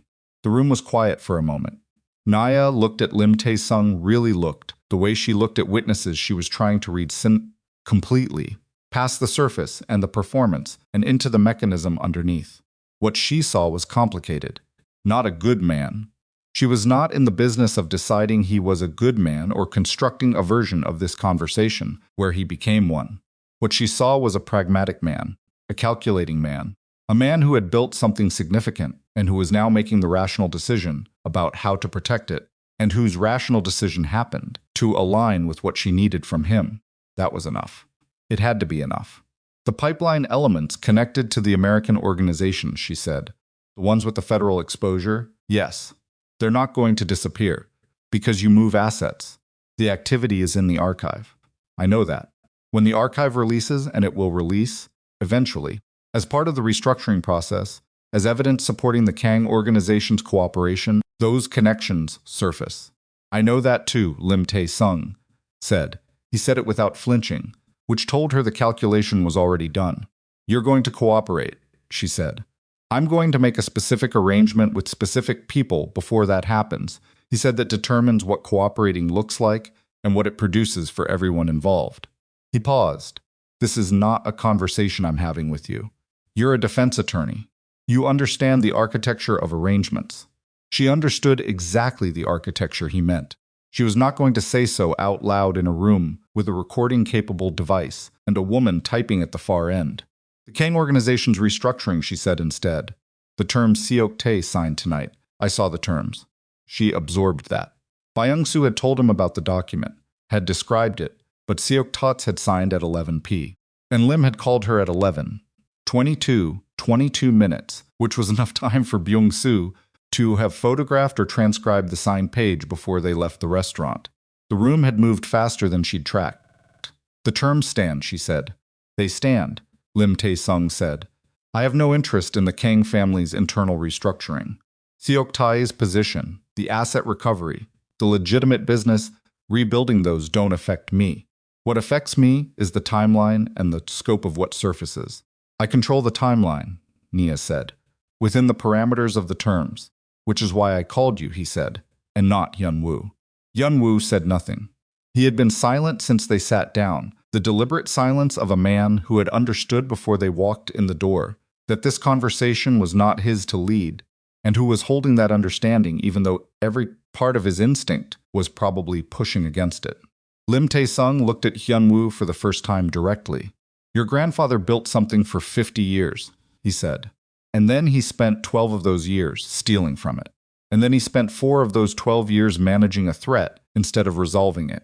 He paused. The thing he built is still worth something. Stripped down to the legitimate operations, restructured correctly the restaurants, the imports, the properties. There's a real business there. I know, Hyun-Woo said. His voice was flat. I've been trying to build toward that for 6 years. Now you can, Lim Tae-sung said. The simplicity of it sat in the room. Not warmth. Lim Tae-sung was not a warm man, and the room was not a warm room, and nothing about the preceding 7 hours had been warm. But a specific functional clarity. The clarity of people who have been in conflict, recognizing the coordinates of a possible resolution, not because they like each other, but because the math of the situation has produced a specific answer. And they are all, in their different ways, people who follow the math. They left the building at 4:33 a.m. The rain had stopped sometime in the preceding hour, and the air outside had that specific quality it gets. After rain in Atlanta washed, heavy, the smell of wet asphalt, and somewhere underneath it, something green, the city breathing. The street was empty. One car moving 3 blocks down, its headlights cutting through the remaining wet on the road. The building behind them with its clean white signage and its mirrored lobby, and the woman on the 3rd floor still moving things. Nia stood on the sidewalk and did not immediately move toward the car. Hyun-Woo stood beside her. They had not spoken since the elevator down from the 3rd floor. The silence had a different quality than the silences of the night, not tense, not operational. Not the silence of 2 people managing information and timing and leverage. The silence of people who have come out the other side of something and are still locating themselves in the new landscape. It's not over, Hyun-Woo said finally. No, she said. It's not over. The restructuring is going to take months. The cooperation process, I know. Seok-tae is going to fight the step-down terms once he has slept and had time to... Hyun-Woo, she said. He stopped. I know, she said. All of it. I know. She looked at him. But right now it is 4:30 in the morning, and the archive is secure, and Lim Tae-sung is restructuring, and your grandfather signed the page, and I need 5 minutes where I'm not managing the next problem. He looked at her for a moment. Then he turned toward the car, and he opened the passenger door, and he held it. Not in a hurry, just standing there, in the wet Atlanta air, holding the door the way he always held it, the automatic gesture, the habitual, small thing that had nothing to do with tonight, and everything to do with who they were in the ordinary texture of their life together. She got in. He closed the door. She pressed her head back against the headrest and closed her eyes and listened to him. Walk around the car and open his door and get in and close it. And the small familiar sequence of those sounds did something to the tightness in her chest that 6 hours of operational problem solving hadn't touched. He started the car. He didn't drive. She opened her eyes. He was sitting with his hands on the wheel, not moving, looking through the windshield at the empty street. "I need to say something," he said. "Okay," she said. "I knew something was wrong with the organization's financial structure," he said. "Not specifically, not with the detail you found. But I knew something was off, and I didn't look directly at it, because looking directly at it meant confronting my grandfather, and I wasn't—" He stopped. "I wasn't ready for what that would require. So I managed around it. Kept building the legitimate side, and I told myself that was enough, and I didn't—" "Hyun-Woo, I didn't look," he said. "And you walked into my family and you looked. Because you're built that way. Because you can't not look. And it put you in a room with 5 men who didn't stand up when you walked in. And it put you across a table from Lim Tae-sung at 4 in the morning. And all of it." His voice had lost its evenness. Just slightly. The edges of it rough, in the way they got when he was tired and not performing composure anymore. "All of it happened because I didn't do what I should have done years ago." Nia was quiet for a moment. "You did it tonight," she said. "That was not enough. It was something." She turned in the seat to look at him. "You walked across that room. When your grandfather told you to choose. You walked across. That should not have been the moment," he said. "That should have been. But it was," she said. "It was the moment there was. And you made it." She reached over and put her hand over his on the wheel. "We can talk about what should have been different. We'll talk about it for a long time. But not tonight." He looked down at her hand on his. "I didn't know about the Busan household," he said. "Park's Soo Yeon. My grandmother has been gone for 8 years, and he's still gone. I don't know what to do with that." "You don't have to know tonight," she said. "It changes what he is to me. I know. It changes what the last 20 years were. I know." She did not offer comfort that was not true. She did not tell him it would be all right, or that families survived worse, or any of the things people said, because silence felt inadequate. She sat with him in it, the weight of what the night had produced. The true cost of the document she had assembled, not just the operational outcomes, but the personal ones, the grief that lived underneath the strategy, the things that had been true before tonight, and were still true and would remain true long after the legal processes were resolved. After a while, he turned the car on and pulled out into the empty street. They reached home at 5:11 a.m. The house was as she had left it 7 hours ago, though it felt longer than that, the distortion of compressed time that crisis produced. She moved through it in the dark, not turning on lights, her hand trailing along the wall of the hallway, the way she had done since they moved in, a habit so automatic she did it without registering it. She put her clutch on the kitchen counter.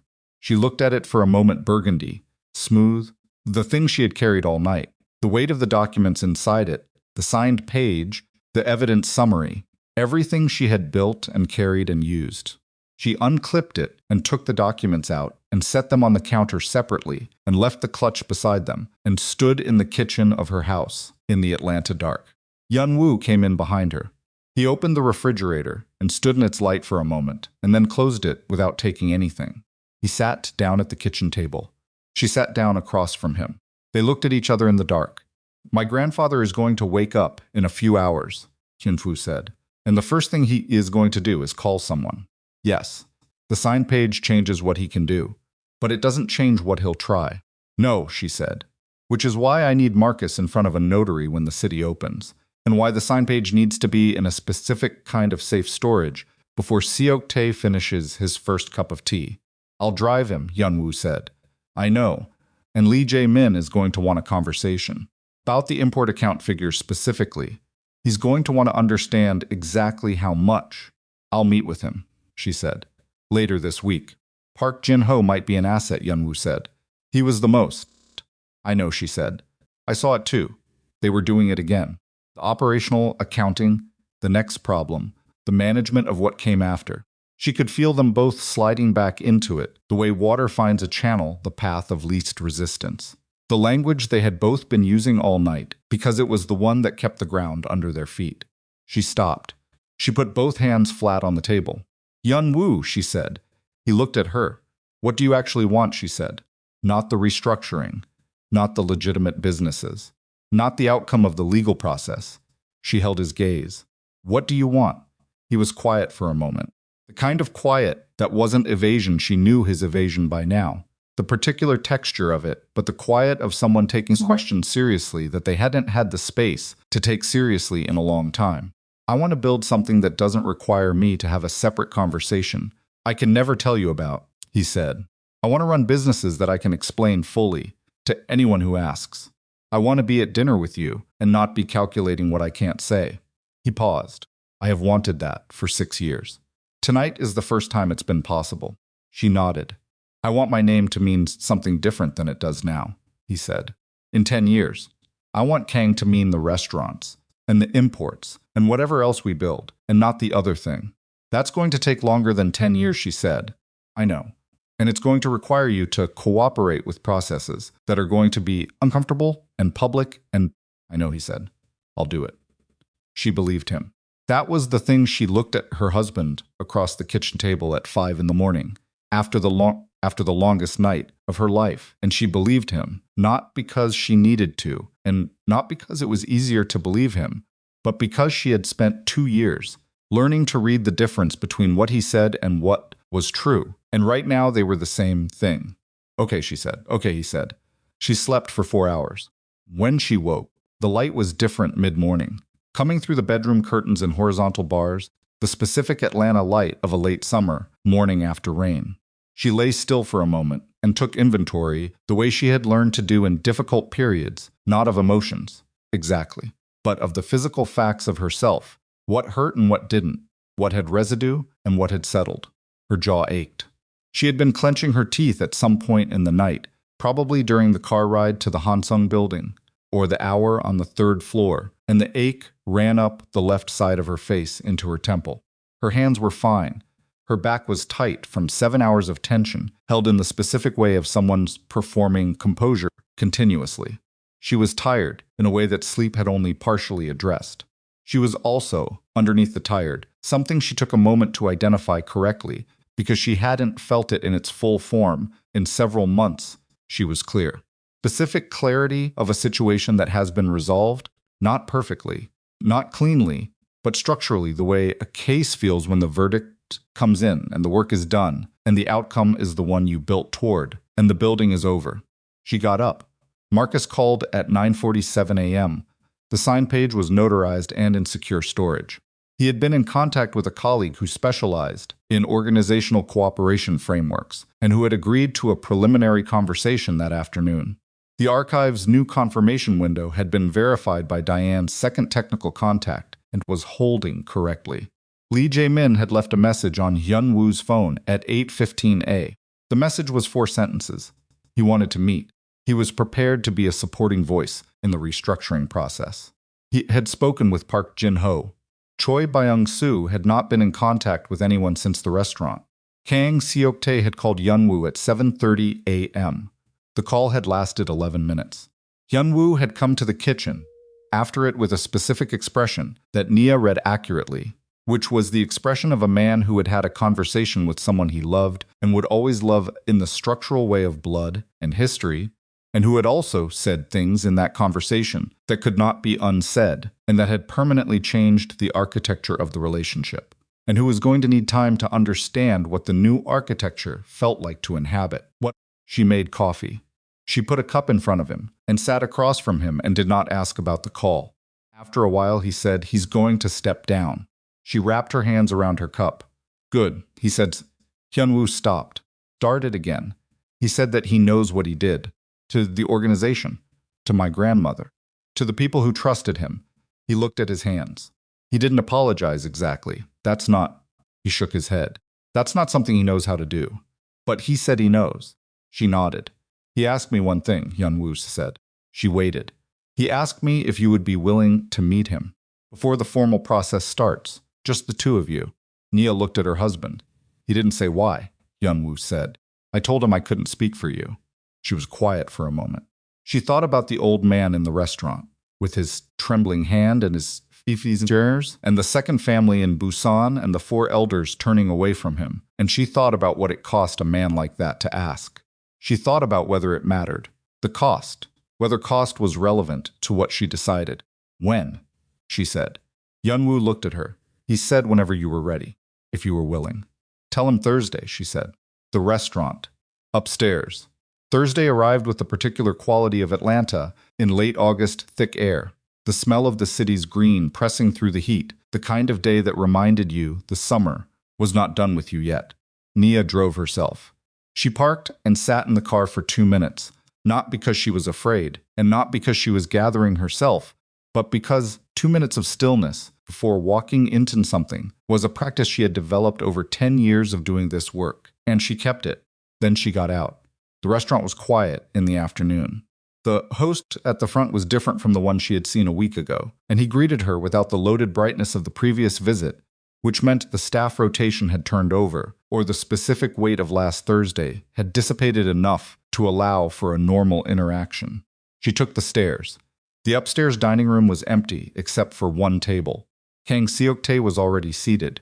He was wearing a dark suit, no tie, and he looked smaller than he had last Thursday, which she understood was not a physical change, but the change of a man who was no longer occupying the specific size that authority had always given him.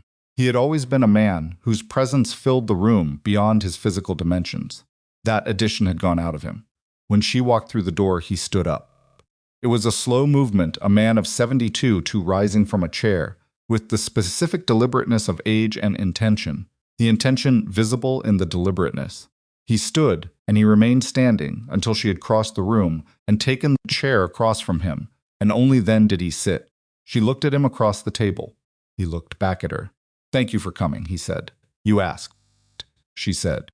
A brief silence. "I came to this city," he said, 8 months ago, when Hyun-Woo told me he was serious about you. I came before the wedding. I sat in a hotel room, and I looked at the information my people had gathered about you. And I decided what you were, before I had spent 1 hour in the same room with you." She did not say anything. "I was wrong," he said. "Not about the small things. About the fundamental thing. About what you were. You decided I was a liability," she said. "I decided you were decorative," he said. "Which is worse." He held her gaze. "A liability is something you assess seriously. Decorative things are not assessed. They are dismissed." She absorbed that. "I spent 8 months dismissing you," he said. "And you spent 8 months building the case that dismantled my organization." He paused. "The irony is not lost on me." "What did you want to say to me?" Nia said. Specifically. Seok-tae looked at his hands on the table. The same hands she had watched tremble on the document a week ago. They were still now. "I wanted to tell you," he said, "that the thing I built, the legitimate businesses, the foundation of them, the restaurants and the import relationships, and the properties, those things were real. They were built correctly at the beginning, before they became wrapped around the other things." He looked up. "Hyun-Woo can build on them. They are real things to build on." "I know," she said. "He knows. I also wanted to tell you." He stopped. Particular stop of a man who has rehearsed something and is now finding that the rehearsed version is inadequate for the actual moment. Started again. "What I said in this room last Thursday. In Korean. When I did not know you understood." She waited. "I've said those things," he said, "and things like them, for 8 months. In Korean, in rooms where I assumed you were not present or not understanding. About your size, about your race, about your—" He stopped again. "About what I decided you were." "Yes," she said. "I am not asking you to forgive me for them," he said. "I am not," he shook his head. "That is not what I brought you here to request." "Then what?" she said. "I wanted to say them to your face," he said. "The acknowledgement that I said them, that they were said in front of my grandson and my organization. That the man who sat at the head of that table and issued those words was wrong in a way that was not about strategy or business. In a way that was—" He seemed to search for the word and come up short and settle for something adjacent. "Personal. Wrong personally." The room was quiet. Nia looked at Kang Seok-tae, the old patriarch, the man who had flown from Seoul to unmake her marriage, who had called her an embarrassment in a language he assumed she couldn't understand, who had stolen from his organization for 12 years and kept a second family and managed a criminal blackmailer by doing nothing about him, and who was now sitting across from her with his hands flat on a table in a room, where the light came in differently in the afternoon. She did not tell him it was fine. She did not give him the absolution of a magnanimous response. "I heard every word," she said, "last Thursday. Everything you said when you thought I didn't understand. I heard it and I sat with it, and I did what I came to do anyway. She paused. What you thought of me didn't stop me. It never stopped me. Not here and not anywhere. He nodded. Once, slowly. I know that now, he said. I don't need you to approve of me, she said. I didn't need it last Thursday, and I don't need it now. But I will tell you this. She leaned forward slightly. Not aggressively, just closing the distance enough that what she said next had the weight of proximity. The things you said about me, because of what I look like and who I am, those things were wrong before you said them, and they were wrong after the archive, and they were wrong independently of everything else that happened that night. Not because of what I proved, because they were wrong. Seok-tae looked at her. For a long moment, he held her gaze with the particular attention of Amishan receiving something he does not have a prepared response for, something that has arrived outside the architecture of what he built his life on. Yes, he said. One word.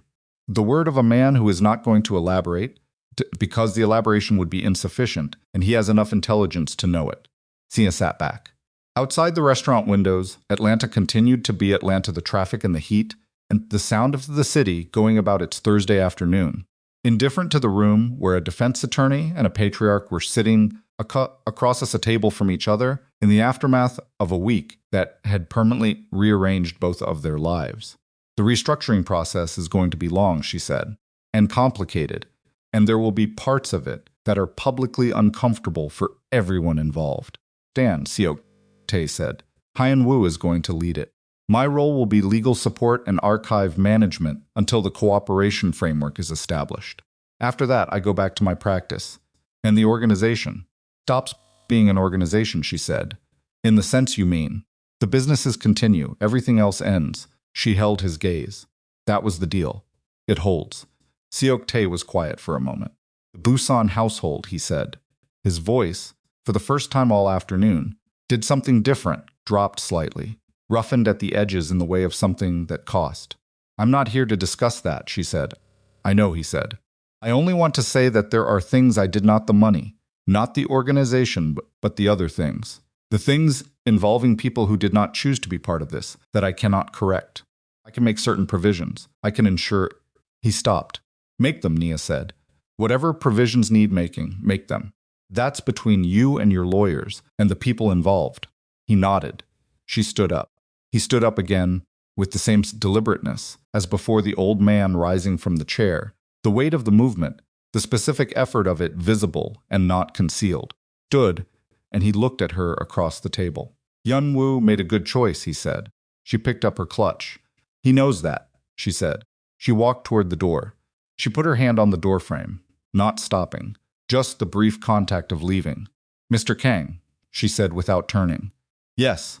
The thing your organization was, the part of it that was built on real work and real people who did their jobs, your grandson is going to make something of it, something that lasts without the rest of it attached. She paused. That's the thing worth saving. You built the bones of it. The rest was your choice. She left him with that. Hyun-Woo was waiting outside on the sidewalk. She had told him not to come in.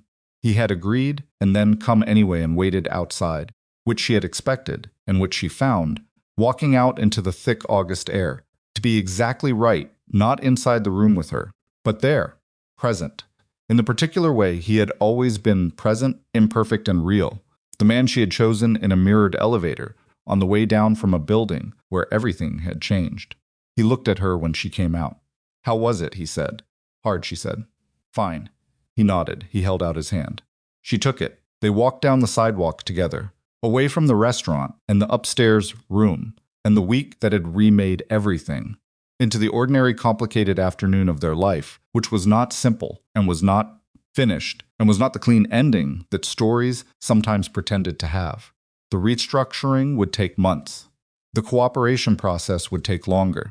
There would be Seok-tae on difficult mornings, and Lim Tae-sung's shadow on the edges of the transition, and the slow work of building something legitimate from ground that had been anything but.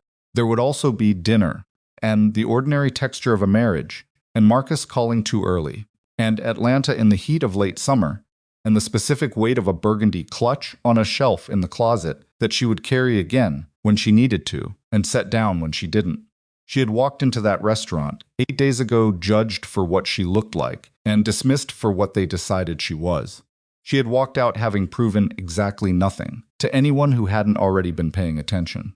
Which was the thing? In the end, the real thing, not the version that made a clean lesson of it. She hadn't done any of it to prove something. She had done it because she could not stand by and watch her life be decided by men who had never bothered to look at her directly, and because she was built in a way that would not allow her to look away from a thing once she had seen it, and because the woman who had spent her whole life being underestimated had long since understood that the underestimation was not her problem to solve. It was theirs. It had always been theirs. Hyun-Woo's hand was warm in hers. The city moved around them, the way cities moved, indifferent, continuous, carrying forward all its own weight, and Nia Mercer walked through it, without apologizing for the space she took up, the way she always had, the way she always would. The rest would come. She was ready for it.